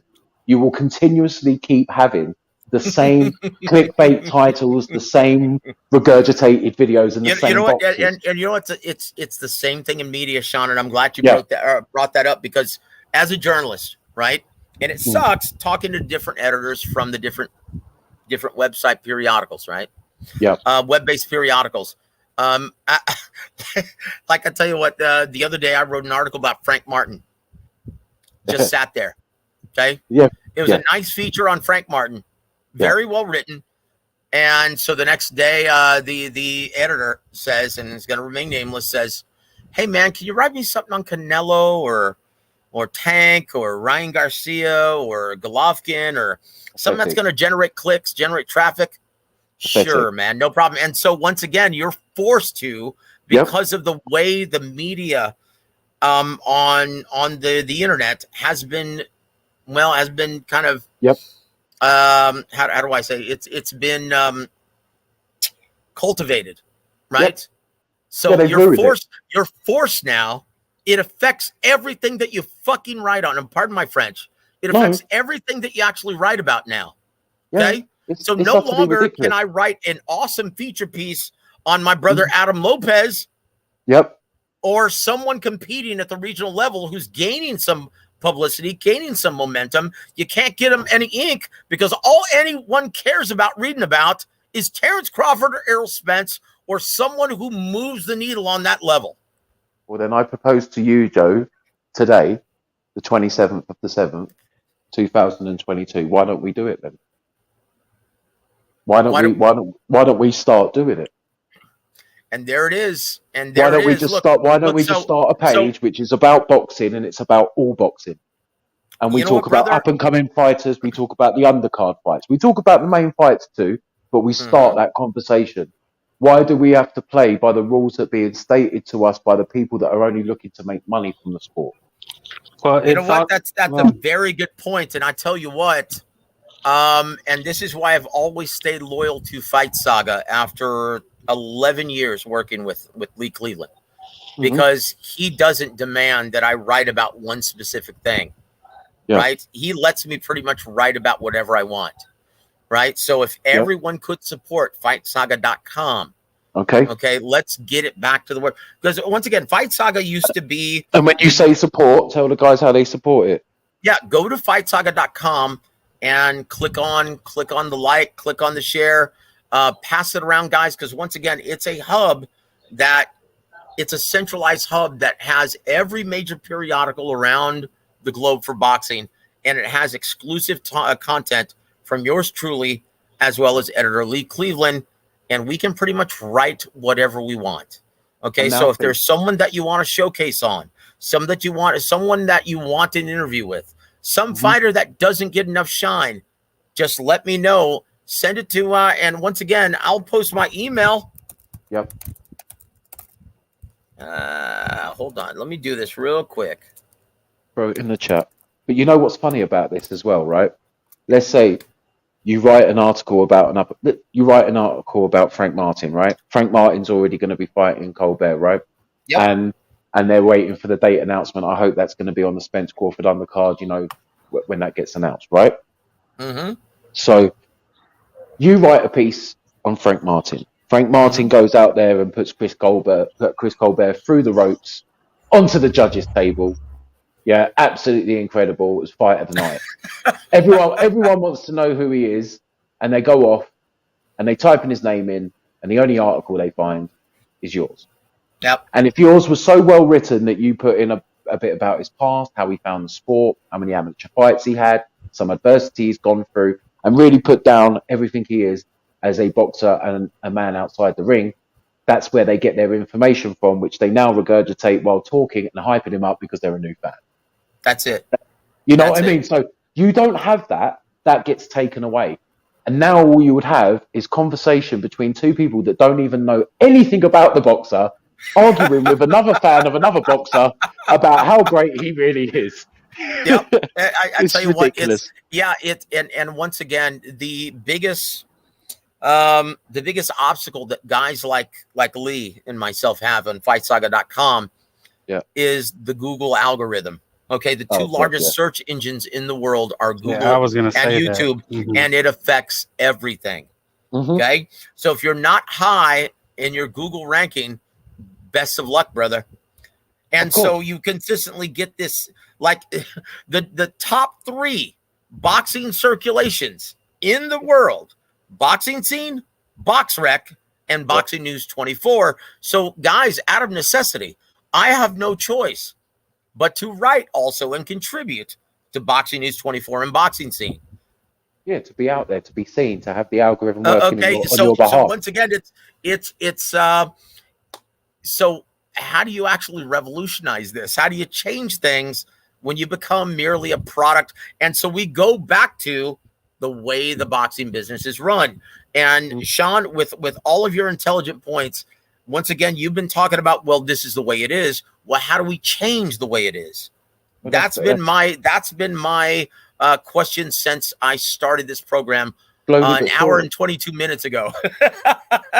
slowly but surely, get back to the time where people searching for their favorite boxers or searching for some information on an upcoming fight. You know what? Because when I first started, got into this business 20 years ago, right? I loved writing features on the hungry young fighters who truly were deserving of that shine, and weren't getting any of that ink on the global level. And it was a joy to spend time with them, pick their brains, find their and once again, the reason why I fell in love with reporting on boxing is because these guys have the best backstories of any athlete that you'll ever run into. I mean, the hell that they've been through is absolutely just inspiring. What makes them a warrior? That's it. Well, it's Joe, a completely different mindset, guys, and it's inspiring. Once again, fans ultimately want to be inspired. And that's what makes them diehard fans. Like Sean, what was the very first fight you saw that made you a diehard? And I'm going to ask you the same question, Frank. Meldrick Taylor Chavez. Wow. See what I mean? Fans want to be inspired. That was an inspirational performance by both gentlemen. And the drama at the end, just, wow. That was something that you never forget. But that's a lie, Joseph. That's a lie. Okay? Because that was still a casual, I guess, this term. But what really made me appreciate the sport of boxing and really get nerdish about it was Barrera Morales, because I said, who are these guys? I tune in. Back when the featherweight, I said, it was unheard of to put a featherweight bout like that on pay-per-view. And people discredit it was a brawl. It wasn't a brawl. It was skilled. Those guys were skilled as skill can get. So don't give me it was a brawl. It was the product being as good as it gets, just like what we saw from Bam Rodriguez and Sorung Visai at 115 pounds. It combined just sheer brutality with elite level skills. Okay, that's why we all love that. Once again, our brother Scott 70 says, say, "Oh, it's Rock'em Sock'em." No. That's people who once again, that's coming from a very that's coming from a selfish place, right? And so Scott 70 says, Ali Shavers for me. Oh wow! Showing my age. You know what, brother? You're about my age because yes, it was breathtaking. Absolutely breathtaking. I think mine was a Mike Tyson fight. I think. Let's hear it. Talk about it, brother. No, I think it was a Mike Tyson. I'm trying to think back. I know I was really, really young, but then I swear it was a Mike Tyson fight. It wasn't even a big fight. This is why I've started working though with local promotion again. because after, and for a long time, for about half a decade, I got out of the boxing business and started playing music professionally again. And I went on tour and I put out a couple of albums. And anyway, I got back into the business after we got dropped from that label. And I tell you what, working these regional events, doing commentary as well as doing ring announcing for them, brother, I see the best of the sport. Okay. People who want to support these fighters unconditionally. They don't consistently just shit on the sport and trick themselves into thinking that it's a more enlightened way of looking at the sport by crapping on it and complaining about it. These guys want to unconditionally support their favorite fighters, and it's beautiful. And let me tell you how far removed they are from what we talk about and what you've talked about on social media, Sean. I said, and once again, this was back in April, right? I said, hey, are you looking forward to seeing Canelo versus Bivol on DAZN? Well, this couple looked at me and said, what's DAZN? It's a stupid name, isn't it, for a sports network anyway. But that's another huge problem, guys. Because back when HBO was the recognized home for big time boxing, mainstream and casual fans knew where to find it. Okay, but where the hell do you find it? ESPN, home of Friday Night Fights? This is what I mean. You could catch it without wanting to catch it. Without knowing you needed to catch it, you would catch it. That's the thing. And then once you know that that's on all the time, you're tuning in. But Joe, talking about that, seems like boxing is always taking things away from us. And, we're talking nostalgia, so I got into ESPN. I wanted to watch every episode, and then that disappeared, and then HBO disappeared. It's like every time we try to get some momentum. In my opinion, and this was the brilliance of both Lou DiBella and Ross Greenberg, creating within the same platform 2 separate series, right? Yeah. Now, After Dark. You look at Boxing After Dark. That was for the young and up-and-coming fighters. The guys were on the cusp of really stamping their mark in this business. And then you had HBO Championship Boxing. Those are 2 separate products, and Showtime still has that. Showbox, the next generation, and then Showtime Championship Boxing. Okay, why doesn't HBO or ESPN do that? For guys like Dogbe, for guys like in his last fight against I'm sorry, what was the name? Wasn't that Tuesday Night Fights? That's Joette. Yes, Joette Gonzalez. Yeah. Yeah. Right. Once again, that should be on a separate platform. It guides fans into understanding that these guys aren't there yet. They're on the cusp of something special. Pay attention to this. Once again, that you don't need a title then if you have 2 separate methods or 2 separate avenues of programming. That was the brilliance of Ross Greenberg. That was the brilliance of Ken Hirschman before him, right? Or on Showtime. Yeah. Okay, so that's what needs to happen. DAZN doesn't have that as well. They have the Akbar guys. I think they do. Come on. Semi-show. I'm just saying, Joe. Really? I think it's. I mean, I'm not. It's Ahmed Akbar. What? Yeah, it's something, Joe. If you're a junkie, you get everything. No. And I'm not saying I'm saying we already know. I'm talking about the fans who are just dipping their toe into the water, right? Yeah. It helps them understand without placing too much emphasis on these bogus, meaningless world titles. And it also, the networks start training their clientele. Guys, we've got 2 separate avenues, 2 separate brands of this. Okay. And once again, it was a very healthy progression for HBO in the past, as well as Showtime. ESPN needs to do that as well. DAZN needs to do that as well. And I applauded them for actually having these developmental Thursdays with Golden Boy Promotions.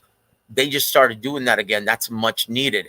Telefutura also had these progressional fight cards, right? Another thing taken away. Yes. Exactly. What happened to that beautiful platform? Hold on. Adam Lopez says, no, I don't know about that one. And this is something he knows about because he was featured many times on Showbox, right? Because Showbox didn't get as many eyes as World Championship Boxing. Well, because when was it? Hold on. It says if it did, I would have put the guys on the cusp to be the opener on bigger cards. Well, that was it. And once again, it has to be in a favorable time slot as well. It can't be shown at midnight. Yeah, that's a problem. Like so too, many right? times, Adam, waiting for Mantequilla to hit the center stage. Dude, I'd fall asleep. It's I tough, mean, I'm just right? being honest. Like, No, dude, I hear you, man. I used to be in the UK at 3, 4 a.m. and 5 a.m. in the morning just to watch the fights live. That's it. So once again, guys, so many things have to change in the right direction for this to be a healthier product overall. But I'm telling you guys, though, the secret is to, once again, for promoters and fighters also, to start competing in and not be so reliant on the licensing fees or the big casino site fees. Start competing in regional fight cards in mainstream areas. Because once again, when you take the product away from mainstream America, what happens to it? In their minds, it ceases to exist. Oh, yeah. I mean, that's a huge problem, guys. It's insanity, because then they want the people to pay on the mainstream for fights that they've only been told for the last 3 weeks are happening. That's it. Out of sight, out of mind, brother. But I tell you what, Sean, Frank, here's to you guys. I'm going to take a little break and do a shot. So give me 5 seconds. We're taking shots now? Shot 30, brother. Sweet Amber on you guys. Adam, thank you for being a part of this conversation as well, brother. And hopefully, I think I will. Hopefully, I got to see you at the weigh-in next Friday at Perfect Score in San Antonio, Texas, on Ingram and 410. I'm going to be doing MC duties as well during the weigh-in. So hopefully, I get to introduce you as well, my friend. So here's to you guys. Thank you for joining the program. I'll be back in about 2 seconds. Okay. That's a quick shot. Yeah, it is. I think I need a take a drink. What's your drink of choice? Mine? Hennessy. I love Hennessy. I love cognac. Okay, so Sean, what's the difference in cognac or brandy? What's the difference? Well, I wouldn't. I'll tell you, because I used to bartend, right? When that's how I put myself through school, right? And so I learned everything about all the cordials, all the liquors, all the main liquors, right? Yeah. Bourbon, scotch, vodka, gin, rum, tequila, right? The big ones. And the only difference between cognac and brandy is cognac is brandy actually aged and made in the cognac region of France. Yeah. That's the only difference. Brandy can be from anywhere, but cognac has to come from cognac, which is the region. Exactly. And just like the only difference between sparkling wine and champagne, is it's made in the Champagne region of France. That's it. Champagne. Yeah. Champagne. That's right. I learned a lot here. I'm a Scotch guy. That's it. I'm a Scotch guy, man. Well, I'll tell you this. Dude, I love Scotch as well. Hennessy, but I want to give a shout out to my brother. Hennessy comes from Ireland. Yeah. Originally. Okay. Yeah, very good. It was an Irish soldier that went there, started making it in France while he was there to warm up everybody, which was that's why it's Hennessy, the Irish name. You know what? That makes sense. And then it was made within France, and then from France, and then it spread. But it was worldwide. Irish. Yeah. That makes perfect sense. Want to give a shout out to our brother Major Key Boxing. Cognac is brandy from the cognac region of France. Yes. He's drunk a few bottles. Well played, Major. Well played, Major.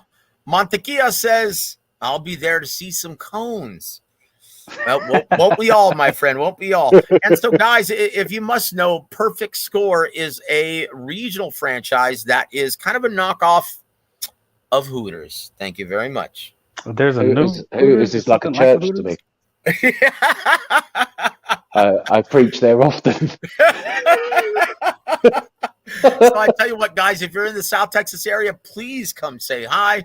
And the festivities started about noon or 1 p.m. I'll get the exact date and time. It's going to be on next Friday, August 5th at about noon or 1 o'clock. I'm going to be there conducting, giving a shout out to all of our fighters, doing the ring announcing duties, doing the MC duties.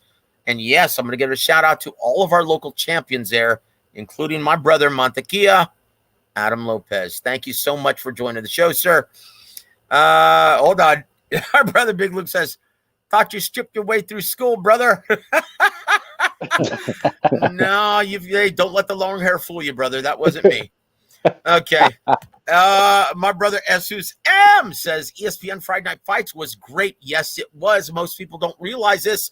And this is how much the business has changed. Do you know how much, when I first got into this business, do you know how much Friday Night Fights, do you know how much the licensing fee was from ESPN? Do you know how much, or how little to be exact, they actually paid for their main event? I may be way off, but it was like 50,000 or something like that. Ding, ding, ding. Yep. Well played, Frank. Big well winner, played. chicken dinner. Yep. Hey, It's I retained stuff. $50,000 only. Okay. I've still got memory. $50,000. Okay. So now you've got ESPN paying Top Rank for their best stable of talent, right? $93 million for 30 guaranteed events per year, right? So when you do the math, right, and 30 divided, once again, $93 million divided by 30 events, that's the budget they have to work with. And if they have or require a bigger allotment, boy, then they have to get on their hands and knees and beg ESPN for that Tyson Fury or Terrence Crawford money. Guys, this is why Bob Arum ultimately said, you know, I lost money from Terrence Crawford. I could have built a beautiful house on that. Because once again, if ESPN loses money, well, once again, it comes out of the promoter's pocket, guys. No network is in business to lose money, guys. And so now we go back to Spence Crawford. This is the dilemma. You've got a guy like Terrence Crawford, whose biggest payday to date is $6 million guaranteed for the Porter fight. And he's requesting $15 million currently. In my opinion, Sean, Frank, don't be shocked if this fight doesn't materialize, brother, because from what I've been told, the deadline is in 2 days, guys. Obviously, they've got to get a date. They're running out of dates. It's the 8th month of the year nearly. That's it. And here's the reason why. They have their fall schedule to announce, right? And so this is supposed to be the crown jewel of their fall schedule, right? Everyone's waited. Everyone. That's it. And so unless they've actually, since the last time I spoke with my guy at Showtime Sports, unless they've actually convinced Terrence Crawford to bend, guys, there's a very good possibility you're not going to see this fight. I'm over it. I'm sweet. I'll be honest. I'll be honest. Like, you know, if I see it, I see it this year. Sweet. If I don't, it will be next year. I'm not gonna lose sleep, Joe. I mean, want to welcome our brother Tony Manzano to the show, and I tell you what, and you guys shouldn't, because there are so many great events coming. Right? We've got Canelo Triple G3. Like it or not, guys. Okay, and you may have not requested this fight, but guys, it's going to deliver. Oh, it's going to deliver the style. Bam Rodriguez on it, Austin Williams. So that's going to be a tremendous card. You've got Joshua Usyk. You've got Virgil McKinson. Joshua's the right kind of vulnerable. He's going to be exciting. It's going to be great. Guys, it's great. Oh, we got Savannah Marshall, Clarissa Shields. So I'm going to ask all three of you guys. I'm going to go through the fight schedule, and you tell me if you're excited for this fight and why, right? Yeah. Okay. So we're going to start with Sean and go clockwise, right? Okay. All right. Here we go. On July 30th from Barclays Center in Brooklyn, New York, in the main event of the evening, Danny Garcia makes his big debut at 154 pounds against Jose Benavidez Jr. in your 12-round main event. Yep, it's going to be a banger. Can't wait. Both guys can crack.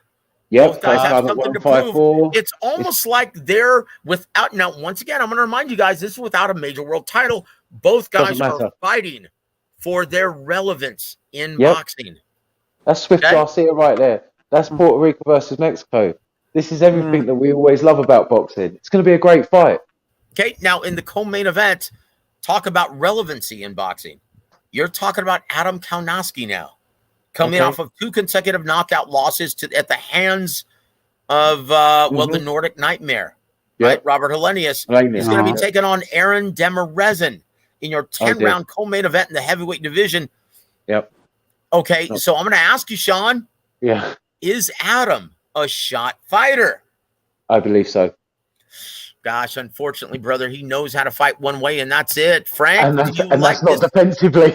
No, brother. Like, look, he likes to block shots with his face. That's He never good does. in the heavyweight division. He Uh-huh. does indeed.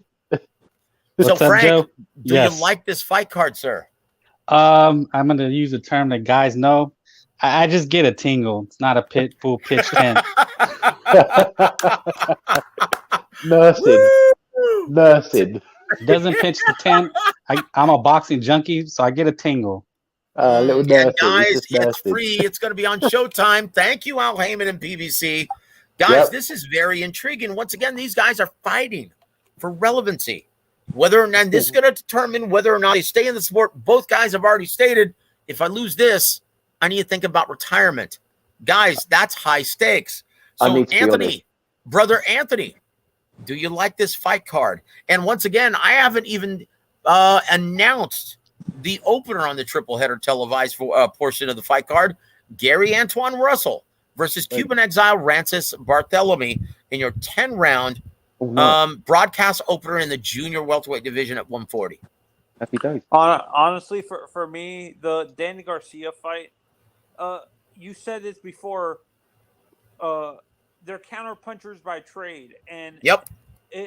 I'm not saying the fight is going to be boring, but when they're counter punchers naturally, they're going to be waiting for shots. I understand this is their last chance to prove that they can be a main eventer or make some money for the promoter. But when they're naturally counter punchers, what are you gonna expect? They're not gonna deviate from being a counter puncher like they have been their whole careers. Let's be honest. Okay, Tony. So I'm going to ask you guys this: who does that favor, and who's Danny. the A side in this matchup? Because it clearly Danny. favors the B side, right? Danny. So it forces the onus of creating or making the fight happen is going to be on the A side always. That's Danny's home. Danny, right I there, think, the is the A Barclays side. Centre. Would Danny be the A side or? Yeah, of course. Of course That's he his would. home. That's his Yep. home. Yep. So, Barclays, he's always fought there. He loves that place. so let me ask you, Sean, is that advantage Jose or advantage Danny Garcia? I think everything is the advantage for Danny Garcia right now. It's a wash Yep. for me. It's Yeah, I a wash. agree. The bigger amount of experience fighting with that crowd. He's going to have the crowd on his side. He's got the bigger fights under his belt. It's his first fight at 154. He's got something to prove. He looks invigorated. He's coming. Honestly, And I there think it it's is. a wash. Frank, what say Yep. you, brother? Well, I've seen Danny. When I look at it, what have I ever seen Jose Benavidez do? I haven't seen him do much. There's your answer. Oh Yeah. boy. Oh boy. There's always Well, one. There's look, always look. one. There's always one brother who doesn't live up. Who doesn't live up to the other brother, and that You know will be what's funny Jose. though? You know what's funny though? Because when I remember meeting him back, he was not on the undercard, but you remember when Top Rank used to on ESPN to host a Top Rank prospect night before their big pay-per-view events? This was in Dallas, right? And it was at the Gaylord Texan Hotel. Great And name. Sam Peters, fight night on Friday. And I was there credentialed to cover Pacquiao versus Josh Clottey. Okay. And before that, the main event, the night before, was Sam Peter versus Nagy Aguilera, right? Wow. Adam was there, and there he is. Adam says, yeah, I was there. That was a huge fight. And so the night before, we were all there, including, actor Robert Duvall. Great actor. Yeah, great actor. He's an American treasure. And so in the undercard, Jose Benavidez Jr. was making his pro debut Wow. at 135 pounds. This was a huge 35-pounder. And I'm like, you've got to be kidding me. Talk to him and his dad, right? And at the time, he was trained by Freddie Roach. And I was like, holy shit, how do you make 35? And he's like, dude, I'm only 19. And dude, Wow. he was lights out. He had a sledgehammer in both fists. Mhm. And yeah, he looked like sky was a limit for him, and such is boxing. Yeah. You know what? There's so many prospects like that. So many fighters like that don't really reach their potential in this business. Yeah. Well, because of other variables that are very hard to predict. But I tell you what, though, when I first met him, great kid, comes from a great family. Jose Sr. was very, very respectful and such a good guy, and you see that now. Yep. In David, you see that in Jose Sr. and Yep. still Jose Jr. Now, leading into this fight, Jose Jr. has somewhat of a chip on his shoulder. He's fighting once again for relevancy. Yep. But in his last fight, what are you expecting, Sean? What are you expecting to see from Jose Jr. after his last showing in Phoenix? I just hope he goes out there and he just goes out on his shield and shows everyone, why he's still around. Like, that's all I hope. I hope that for every fight. I hope the fighter turns up to fight every fight. I hope they're not just turning up for a paycheck when they're on a big stage like this. I just do believe, though, that he's fighting a guy who's got something to prove a lot more than he has. That's all I think. So, you know what? When you talk to guys like my brother Adam Lopez, right? And yes, he points out that he fought on Pac-Man Margarito fight card. Yep. He sure did. And that was in the same AT&T Stadium, home of the Cowboys. You have to think these guys are way too prideful, right? To just lay an egg, especially if they're in the main event of the evening. They're the headliner. Oh, man, and this is going to be going on.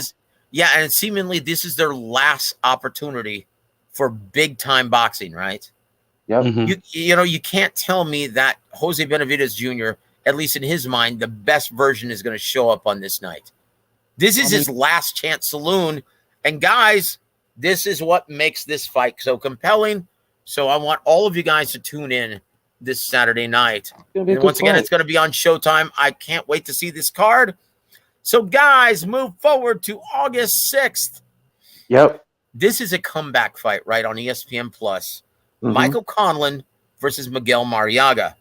This is a layup, guys. Okay, I'm going to be completely honest. This is a layup. Michael Conlon needs a good win after getting the beat down and, going through that war he did several months ago. Right? With Lee Woods. That's right. Yeah. Oh, it's still a fight of the year candidate, knockout of the year candidate. He deserves this. The Zone posted it. The Zone posted it in a montage today on their Instagram with him being knocked out of the ring. Oh boy, that was hard to watch, wasn't it? Yeah. Oof. I tell you what. So best of luck to Michael Conlon in his return to the ring, because you never know if a fighter's going to be the same. So that's the intrigue going into this fight. It's going to be taking place in Belfast, Northern Ireland. ESPN Plus, guys. So we moved to the same date. Oh boy. Yeah, you've got two fights going on simultaneously. Showtime pay-per-view. Jake Paul versus Hasim Rahman Jr., or who I like to call as Little Rock. In your 10-round cruiserweight main event. Guys, $60 guys. Yeah. I seen that. Ridiculous. It was impressive. Joshua Usyk is 26 pounds. To put that into context. Let's be honest. Let's be honest. Come on now. Yeah. So you have to pay taxes on that, right? Over in America as well when you buy it, right? Yeah, of course. So guys, in the co-main event, Amanda Serrano is going to be making her comeback since from the loss of Katie Taylor. She's going to be taking on Brenda Carbajal, right? And on the prelims, it's going to be the return of Brandon Lee fighting Will Madera. That's right? a good call. Okay, so let's go back then. Let's look at the fight card on regular subscriber to Zone. It's going to be taking place in Fort Worth, Texas, in which you get in the main event of the evening, the return of Virgil Ortiz Jr. taking on sharpshooter, boxer, puncher, Michael McKinson in your 12-round welterweight main event. Sean, do you like this fight? I do. I do like this fight. I like this fight because he's staying busy, McKinson, he's a British boy. He can have a go, but let's be honest, Virgil's the elite, right? So I don't see him causing him too much problems. It is boxing. I'm not going to say that it's not happened before, but I do like this fight. Virgil's got to get back on the scene. He's got to get eyes on him. It's just unfortunate that it happens to be on the same night as Jake Paul.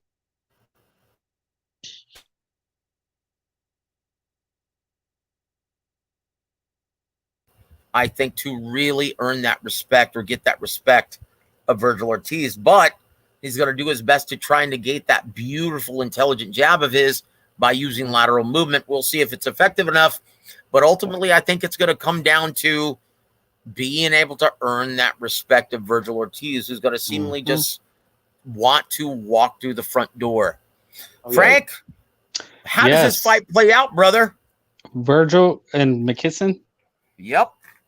I think what I seen, Virgil took some shots his last fight, so I think he's going to remain patient, try to get some rounds, and then just put him away later. Because I guess McKisson's a mover. He's 22-0, isn't he? But Virgil, I mean, McKisson has to get lucky. Virgil's gonna stop him. In the co-main event, we've got feather-fisted Marlon Esparza taking on Eva Guzman. And guys, I say that in the kindest possible manner, right? Yeah. And then you've got in the opening part, kind of a fun fight, right? That kind of flew under the radar.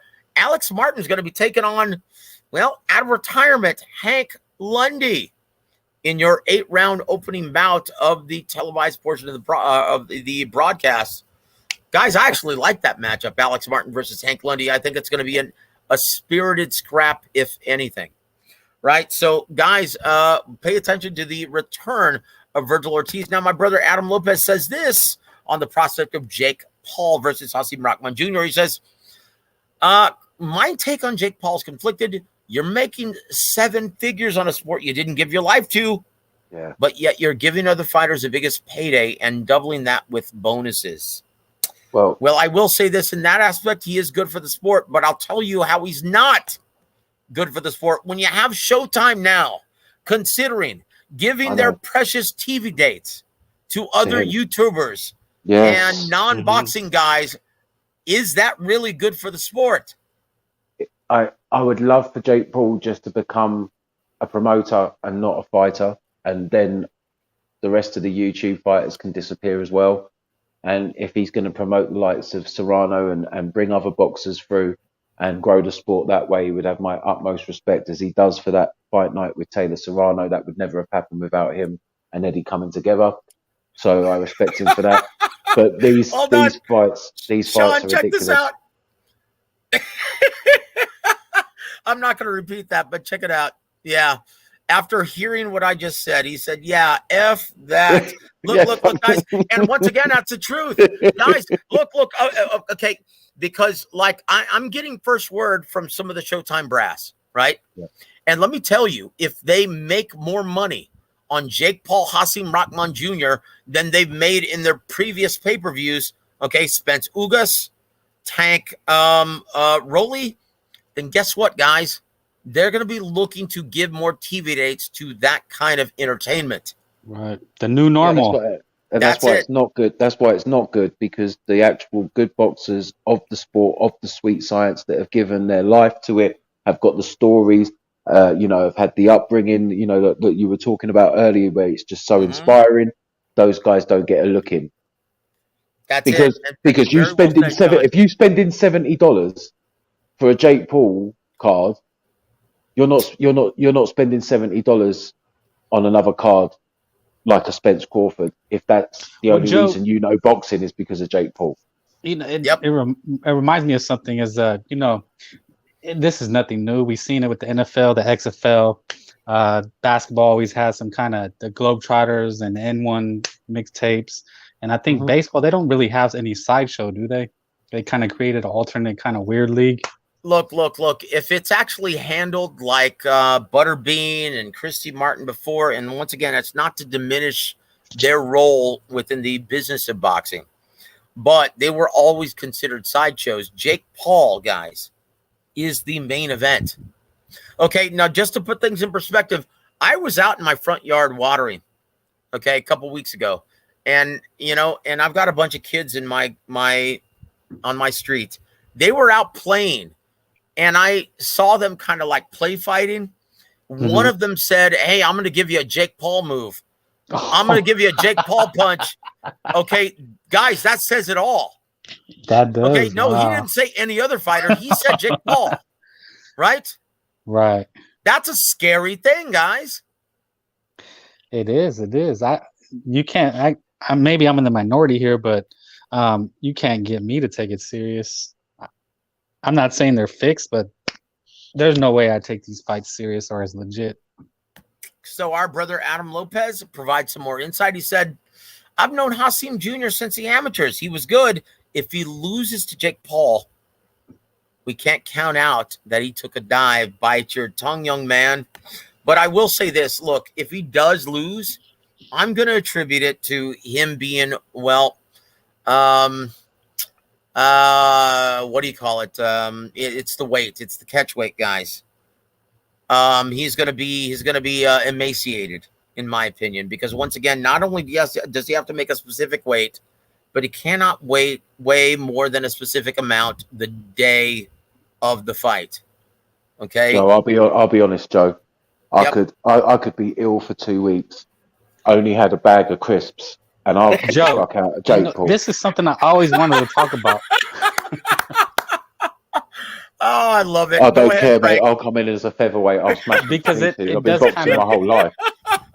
Right. I love it. What is he doing? Like, I don't care. He could come in emaciated. He should be able to run rings around him. The guy's only been doing it a couple of years. You know what? And he Adam is throws right. with his chin in the air. It's ridiculous. You know what? Montekia has the beat, man. If he does not win this is bad for the sport, guys. Of course it is. Hasim Rahman does not put this guy into just confined to the promoting fighters. Okay, this is not good for the sport, guys. This is not what good for the sport. This is the whole world's fault. Everyone's been going, but he hasn't fought a fighter though, has he? He hasn't fought a boxer though, has he? He hasn't fought a boxer. And then if he fights one and beats him, everyone's like, he's a real boxer now. Oh, he's a real my boxer word. now. That's the problem. Bite your tongue, brother. Legitimizes them. Yeah, exactly. This is the problem. I said it to my mate ages ago when he was, because he's a massive UFC head, and he was going, "Oh, they're going to beat him." I said, "No. If they don't, it's going to give everybody the edge that he can do it." What I don't like is with Jake Paul. Okay, so it looks like this is the way it's going, and this is something that I had thought about long ago. If I don't remember Floyd Mayweather, Floyd Mayweather De La Hoya, they had said this is the fight to save boxing. It was such a huge tagline. Do you remember that, Joseph? They said this fight was going to save boxing. You know what, man? Looking at the style matchup, you already knew that it was advantage Mayweather because Oscar De La Hoya is a counterpuncher by trade. And I was telling everyone this. I even wrote an article about it on Ring, right? On the Ring. Wrote an article about it saying, guys, don't get your hopes up. This is not the fight to save boxing. Right? Okay. And once again, I pointed out 5 reasons why. Right, and it's still. So you were already on this. Well, see, yes, of course. And once again, I was saying, look, guys, this is advantage Mayweather. The style matchup, his reflexes, his amateur background, his speed, his jab. He's going to control range. His footwork and his jab are the foundation of his defense. And Oscar De La Hoya is a counterpuncher by trade. He's not an effective aggressor. Advantage Mayweather. He's going to win on points. Right? That's what I wrote. And I said, so guys, if you're thinking that this is the fight to save boxing, no, it's not. And I don't remember which fight I listed. I said, guys, pay more attention to this. If you're looking for a really entertaining, fan-friendly, casual, and mainstream fight. Tony, you were going to say something, brother.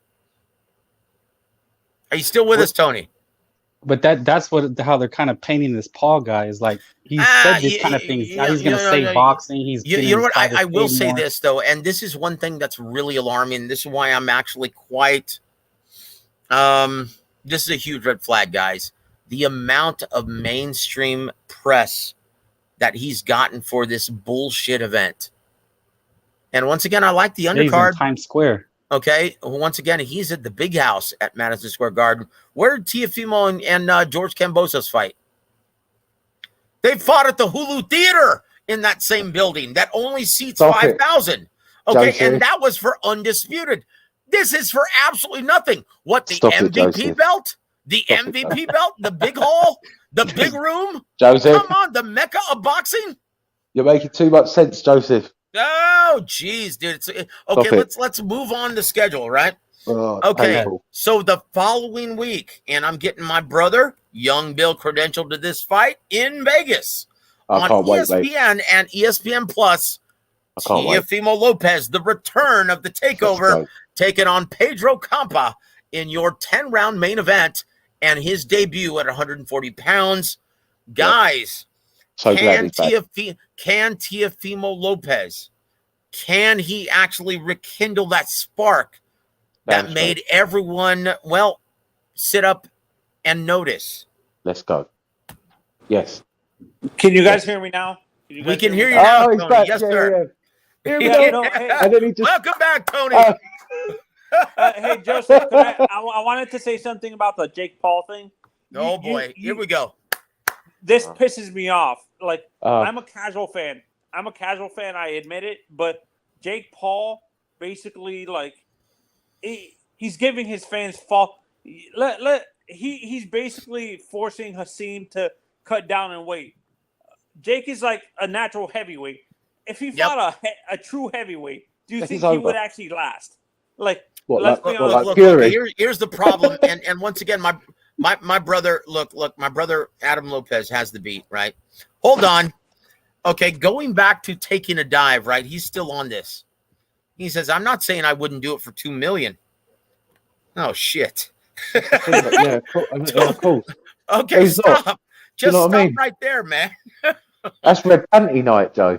Dude, you sound like the $1 Million Man on WWF. Well, Everyone Joseph, has a price. Come Jo- on. Hasim Rahman's promoter was that Greg Cohen dude. Greg Cohen. That's right. Was his yeah. promoter. No. Look, guys, I'm not going to speak poorly of Greg Cohen. I actually like Greg Cohen. And, you know, I will say this. As a reporter, he was always very quick to answer my calls whenever I had a question on one of his fighters. Austin Trout, whomever, right? He was always a very good guy, so I will never speak poorly of him. He's a stand-up guy, right? Yep. That's the last I'm going to say about it. Yeah, and I wanted to ask a question about Benavidez earlier, Jose Benavidez Jr. Do you think, let's say he loses his fight, do you think he transitions to becoming a trainer like his dad did and stuff like that? Because his dad was a fighter before, then he transitioned to becoming a trainer. Do you think Jose does the same thing? Transitions? Well, they already have their own gym, of course, man. And once again, they're big enough commodities in the Phoenix area.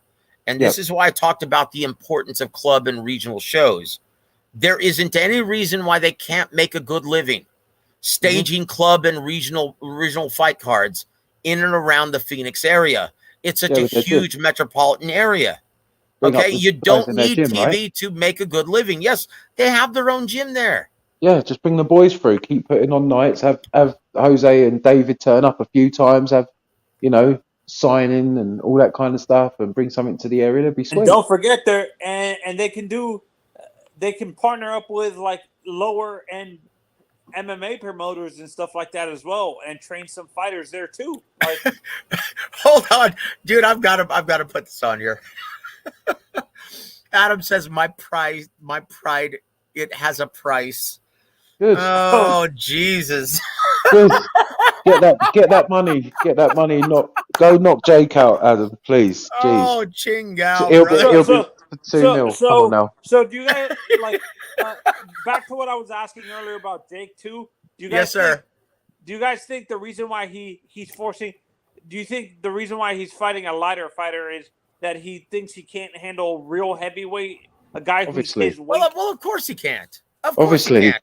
Look, he's been in the gym. He sparred these guys. There's a reason why he demanded that they have one arm tied behind their back, right? That they only use their lead hand and not the power hand. Come on, man. That's ridiculous. Okay, come on, man. This is not. Once again, this is guys. This is he vaudeville. He gets knocked out, and the train stops. Okay, this is vaudeville, guys. This is Andy Kaufman shit, right? Anyway. If you're old enough to get that reference, this is Andy Kaufman shit. Yeah, right. So here it is. Peter Von Ark says not scary at all because he's referencing when I said, "Man, this is getting scary." He said it's the way you bring back the sport. Target the kids and the sport will grow. But Once again, all the while though, you're taking TV dates, precious TV dates, because once he from leaves, the hard-working fighters. once he in the loses sport. and he leaves and the hype's over, so do the kids. They follow whatever he's doing. If he Right. went into track racing, they'd be watching track racing. If he goes into WWE, they watch Yeah. WWE. It's just the way that it's going to be. Dude, You know? this is Oh, Don, Chingal. this is what I see happening. I think Hasim is get played with his food like Floyd did with Connor. Like that's what I see happening. Like, And and you want to then- hope. Yeah, no, and Hasim, this Jake is giving his fans false hope. He's like he's giving Right. he's releasing. I understand promoter is promotion, but he's releasing the information instead of giving his fans both sides of the story. But He's let's giving- let's forget Jake Paul's opponent. Is Jake Paul a legitimate good boxer? He's got better. Not really. Okay, He's okay. got, Well, he's look, got better, guys. and he's taking the sport seriously. I respect him for that, but no, he's not. Okay, so a legitimate good boxer should flatten him. Hasim Rahman, man, if we're thinking about it, he's actually competed and fought. He's trained all his life. He should go in there and just flatten Paul Okay. in one round. Okay, so our brother Peter, and once again, guys, all credit to Peter, man. He's such a virtuoso guitar player, and I love listening to him play. Yeah. But he says this: how many kids learn karate after watching a Chuck Norris movie? But I once know, I again, did. Chuck Norris was a legitimate badass. That Peter, guy with was all an due- expert. With all due respect, That's not Jack. That's not Jake Paul. you know what I mean? Chuck Norris stares at books until they give him the information he needs. Maybe a more accurate, That's a maybe bit more different than accurate Jake one Paul. is Jean-Claude Van Damme or Steven That's Seagal. JCVD, but let's have it right. All the people that were doing that, they're not in the UFC right now, and they're probably not even watching it. You know, And there it is. That- And there it that's is, not guys. the same. That's not Hey, the same. guys. But anyway, we got to get off Jake Okay, Paul. 'cause okay. 2 hours in, nauseating. can we get away from Jake Paul, please? It's nauseating. Done. Okay, Sorry so about let's, that. so let's go back to Teofimo Lopez. And Yeah. once Yeah. again, our brother Montequilla says, oh, it's a shit fight. Oh, it's a layup. But you know what? After the health issues that he had with his hand, his wrist, his esophagus, all of that, Yeah. his first fight in a new weight, is this the right course of action by Top Rank Inc.? For sure. 100%. They're testing the water. They're testing Yeah. the fighter. He needs it. He had a lot of problems before. I'm not trying to make excuses. Cambosa's done what he needed to do. I'm not trying to take anything away from Haney then beating Cambosa's. None of that business before anyone starts. I'm literally saying that if Teofimo Lopez had the health problems that were found after the fight, he'd just come off having COVID. Anybody that's had it, it's not very good for you. All of the problems with Triller, the changing of the fights, everything that he went through was not ideal. Then his missus leaving him. There's a lot of things there that you can stack on the side and say the man might not have been 100%. The fact that he went 12 rounds still shows that he has the warrior spirit and he has the endurance. And coming back now after that, when pretty much the whole world has turned against him, he hasn't helped himself in any respect. But he's great for the sport. He's a very entertaining fighter to watch. Yep. And I'm glad he's back. Okay. So His father's hurting him. His father's I hurting second him. that. In my honest opinion. Well, I tell you what, father aside, senior aside, drunkard aside, okay, and I know a lot about that. So, Frank, I'm going to ask you Yeah. something. Okay. Brother, can he become champion at the very deep 140-pound weight division? Yeah. I mean, there's no doubt. I mean, but at 15, if he were not to fight again, he would still be in the records. Unified champ. Well, it was undisputed. They changed it. He's ultra talented. You can't take that away from him. I mean, what other talented fighters are? I was going through it. Cepeda, Ramirez. Those are guys he could beat. Subriel Yeah, Matias. There's question marks on him. Subriel I get it, but Joe, you like baseball. I mean, I love baseball. Teofimo, he what do you call that? He checks all the boxes: speed, That's it. athleticism, boxing ability. The only guy that I compare him talent wise when I watch it, Josh Taylor. Yeah, but he's fucking off. So you know what? And once again, if you're staying with baseball, in my opinion, Teofimo Lopez is the Josh Hamilton of boxing. I Okay, know that guy. he's Yeah. got it all. He seemingly has it all, Oh, but right. because he is riddled with all kinds of off the field bullshit, Yeah. you question his durability, you question his And longevity, you you know question that's his yeah. mental health, right? His mental focus. But that's how talented Josh Hamilton. He could come back and hit 40 home runs like it Yeah. was nothing. No, That's You no. know? why. And for me, That's why I'm I'll saying use I another. truly believe that Teofimo Lopez has that kind of natural ability. He is the Josh Hamilton of boxing, and I Mhm. expect great things from him. But I tell you what, though, Adam, brother, I'm gonna drop the link, man. You know what? I'm in. Come on here and start speaking, brother. If you have your Yeah. headphones, come on and speak your piece, because do we really believe when any fighter says he has an injury? Well, then You know we've what? got to just dismiss them all, right? And that's impossible. Dude, you need to come on and actually talk about that, because look, and you know James Leha just like I do, right? And James is he's like, look, I don't know, like he told me this a long time ago. He said, look, if I went into a fight feeling 100%, I felt like, I really didn't train hard enough. Yeah, for sure. And it showed in the ring. Yeah.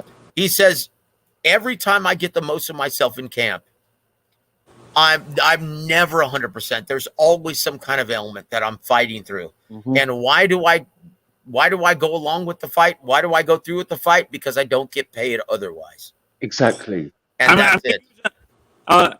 Joseph, I'm going to use a metaphor for Tio. He's a flamethrower that doesn't know how to throw a changeup. No. See, that's where I disagree with you. He's got the skills. He's got the honest, skills. though. He's got every punch in the arsenal, man. He's got He the done that uppercut, in the left hook. 17 fights. Let's be honest. But he's got that deep amateur background. Yeah, but Okay, I mean, he's seen 17 every fights. single 17 fights. He was unified. 17 Yep. fights. He was unified. You know, 16. Sorry, 16. He's that good, guys. Yeah, He is man. that special of a talent, guys. Joseph, that's what I'm saying. He's not going to. He has the ability to throw the changeup, but he doesn't do it all the time. Oh, I understand what you're saying. I understand He's exactly. better. You know, Listen, he got the belts and it went to his head. He weren't used to it. Yep. He weren't ready for it. Some people, you know, how many times in your life have you known someone that's got a bit of money and then it's gone? And how many other times have you seen people that have the same amount of money and they make something with it? Some people, you know, some people just have to learn the hard way, you know. And Joe, we see this with the lottery winners, like people who win these big jackpots. Joe, yeah, you know, Tio's like, wasn't Alden a cowboy? Who? Alden Smith, remember? Alden Smith. Oh, geez, yeah. See, but what I'm saying about Tio, like we're talking about talent, you know what people would do? They'll always give you a chance, like an Alden Smith, a Josh Gordon, like because you're just super talented. He's got that kind of talent. Well, let's hope, that he's not. Oh gosh, his name eludes me from the NFL. You brought up the NFL. Who was that guy who was number 1 in the draft, and Peyton Manning was number 2? What's his name? Ryan Leaf. Ryan Leaf. Let's hope that he's more Peyton Manning than Ryan Leaf. Why let's hope because the boxing community is really. Better one. Let's hope he's not DeMarcus Russell. Nah, oh my gosh, bite your tongue. He's way past that already. But that's what we're saying. Tio proved himself already. What I'm saying is a lot of the boxing community say, oh, you're giving him excuses. It's an excuse. He lost. It's like, look, man, talent rises. Talent, you give talent as many opportunities until they just don't want it no more. Yep. Well, let's say Tyson being up till fucking 6 a.m. with loads of Japanese birds doing cocaine was, you know, wasn't a major factor in him getting knocked out by Buster Douglas. You know, let's be honest here. You know, you sometimes the stories, you know, when they're true, it's pretty easy to see where it went a little bit off the rails. Well, guys, okay, hold on, guys. Moving on. Like on that same card in the co-main event, we see the return of Xander Zayas, a clear blue chipper if there ever was one. And then you've got Duke Ragan, you've got Troy Isley. This is a great card. August 13th, and our brother Young Bill, he's getting credentialed. He's going to be there ringside covering it for both Boxing News 24 and FightSaga.com. So thank you very much, young what Bill. Smashing hurt it. for me, YB. Xander Zayas Yep. thing. What scares me, Sean, is I have friends who are hardcore Puerto Rican boxing fans, and they're already they're already saying this kid is probably going to be better than. He's not into his career yet, and they're already saying he might be better than Tito. I'm like, Jesus Christ. Oh boy. Yeah, well, let him get excited. Yeah. Let him have the excitement. Let him have. Yeah, you know what? There's nothing wrong with that, There's guys. nothing Look, wrong. as long as Xander Zayas himself doesn't let it go to his head, then For we're sure. fine, right? As long as he's So got the guys, right people, so once he'll again, be let's fine. just see how everything plays out. That's going to be a great fight card on August 13th. Moving Yep. forward, the following weekend, August 20th. And guys, I can't stand this fight because this is a layup. This is going to be a demolition. San Diego, California on ESPN and ESPN Plus, care of Top Rank. And your main event of the evening, Emmanuel Navarrete is going to smash Eduardo Baez in your 12-round main event of the evening for Emmanuel Navarrete's WBO featherweight title. Yep. But you also have on the undercard Giovanni Santillan versus Julio Luna. Good fight. And the return of Nico Ali Walsh. My word. Yeah. He doesn't really do the eye test for me right now. Shame. Jeez. I kind of wish it was Navarrete versus Lara, in my honest opinion, instead of the guy you just said. Well, look, and let's go to our brothers in the chat. Jesus M says Frankie Gomez didn't want it. You know what? After he beat, what was his name? He was another blue chipper. It was a battle of prospects in Golden Boy, and I was actually doing business with them at the time. Daquan Arnett. When he beat Daquan Arnett, I thought, well, this is it. This guy's going to be a big star. He had it all. Big fan base, great fight style, deep amateur background, a lot of talent, and it just went to his head. Yep. Hey, and Adam Lopez has the beat. He says Frankie Gomez was the one that got away. Yep. Joseph, you probably remember this guy. Remember Tony Mandrich? Oh, gosh. Tony Mandrich. Yeah, the Oakland Raiders. Yeah. He was a juice freak. Let's hope Tio doesn't become Mandrich. You know what, brother? You know what? Bite your tongue. No more about that, man.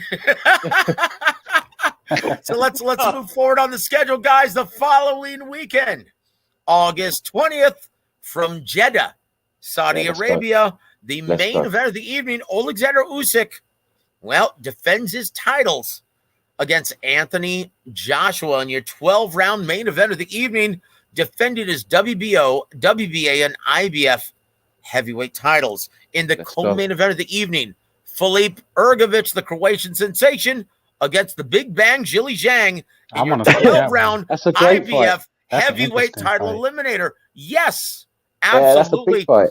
So, guys, I'm going to ask you, and this is going to be our final topic du jour, right? Anthony Joshua, does he have a chance? Do you see him putting forth a better performance against? Oh, wait a minute. Adam Lopez has the beat. He says, you're thinking of Eddie Gomez. Yes, I am. My apologies, guys. My apologies. You're right. So going back to Anthony Joshua and Alexander Usyk. Sean? Yep.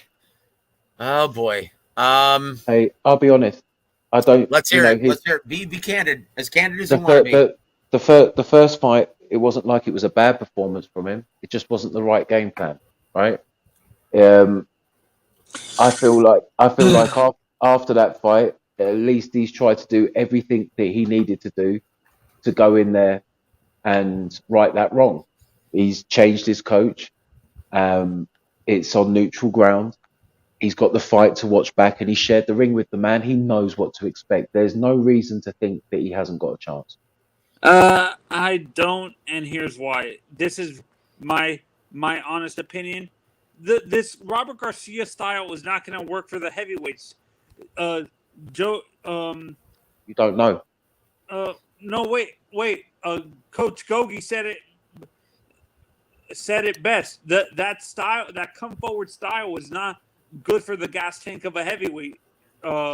Because they're looking for the one big shot, and in general, heavyweights don't really have a good gas tank. Okay. Well, we'll see. And once again, guys, and I'm going to quote Rudy Tomjanovich, right, former head coach of the Houston Rockets. Never underestimate the heart of a champion. Whether you like him or not, guys, AJ, he's got that stuff. For sure. He's got the heart of a champion. He's got that character. Yep. He may still be learning on the job compared to someone who's been fighting since he was 6 years old, right? Yeah. But, guys, he's bigger, stronger, and he's got the heart and spirit of a champion. Never underestimate that. I think we're going to see a great fight on the 20th. I agree, yes.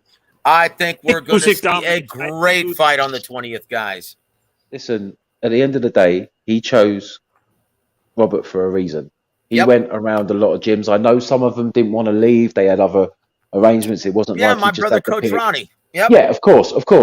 But he was actively searching. And out of the ones, I don't know the conversations they had, but he chose Robert. We don't have trainers in weight classes.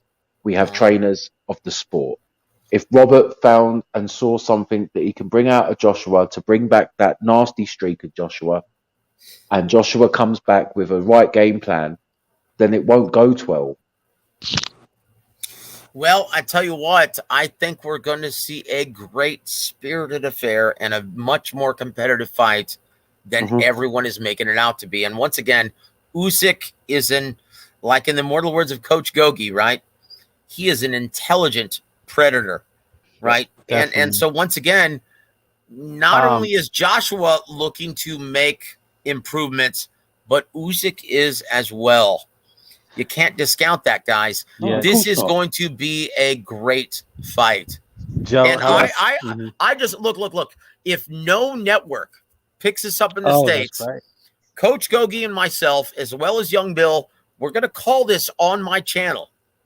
And you guys can hear Coach Gogi break down a fight as it happens. It's a real special treat, guys. And most people have never tune in anyway, because the commentators these days are a bunch of shit. So that sounds like a much better lineup, to be fair. Well, thank you for saying that, my friend. I appreciate it, brother. But let me tell you guys, Gogi, boy, he is the truth. And it's a real treat to hear him break down a fight.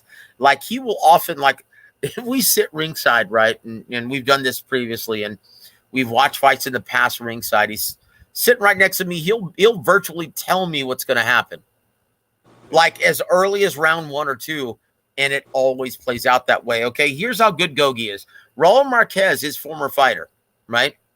He is currently the guy on Showtime, the Latino feed, the Spanish feed, right? He's also on Showtime on Showbox, right? Raul Marquez, guys, isn't it Sun fighting now? Guys, yes, Giovanni. But here's the point: he's texting Gogi throughout the entire broadcast.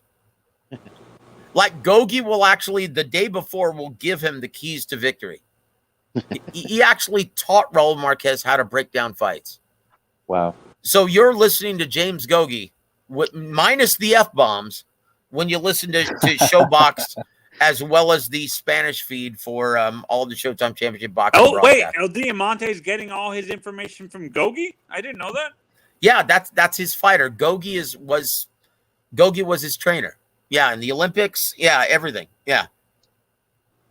Wow, that surprises me. I didn't know where El Diamante was getting his information. Yeah. Gogi's a badass guy. So I'm telling you, if ESPN or if no one else picks up this fight, you're going to hear myself, Young Bill, and Gogi call the fight, and he's going to break it down to you, and you guys are going to see this guy's the fucking truth, man. Gogi's amazing. It's such a treat to hear him break down the fight as it happens. And guys, once again, I hope ESPN gets it, but if they don't, this is going to be a lot of fun, guys. Going to be a lot of fun. And a great price point as well for anyone who's going to be buying it. At £27. Joe, oh boy. On Usyk, the way I look at it is, it looked like Usyk could do whatever he wanted to in there. I mean, there just was no real resistance from Joshua. No, don't get me wrong, he landed some good punches, but maybe you don't like. I like to use the analogies like a Steph Curry just shaking and baking. You know, a guy, he just has that flow. He just can do whatever he wants. Yeah, boy, he is amazingly talented. But Sean, I'm going to ask you this: Yeah. do you predict? Is it going to be round 13, or is it going to be an entirely different fight? Entirely different fight. Entirely different fight. I think so as well, guys. And once again, that's pretty much it. We've been on the air for almost 2.5 hours. But Sean, I want to thank you, Tony, and my brother Frank. Want to also thank Montekia, Adam Lopez, for being a very integral part of this podcast, as well as my brother Peter Von Arx and everyone in the chat. God bless all of you guys. And I tell you what, we're going to be live tomorrow speaking with my brother Rick Huerta Nunez, who's going to be promoting the August 6th card in San Antonio, and is going to be giving his opinion on everything within the world of boxing. But guys, on behalf of everyone here, I'm Joseph Heron. You've been listening to WAWR Week Radio. Have a great evening, everybody. Take care, guys. Making your way in the world today takes everything you've got. Taking a break from all your worries sure would help a lot. Wouldn't you like to get away? Sometimes you wanna go where everybody knows your name, and they're always glad you came.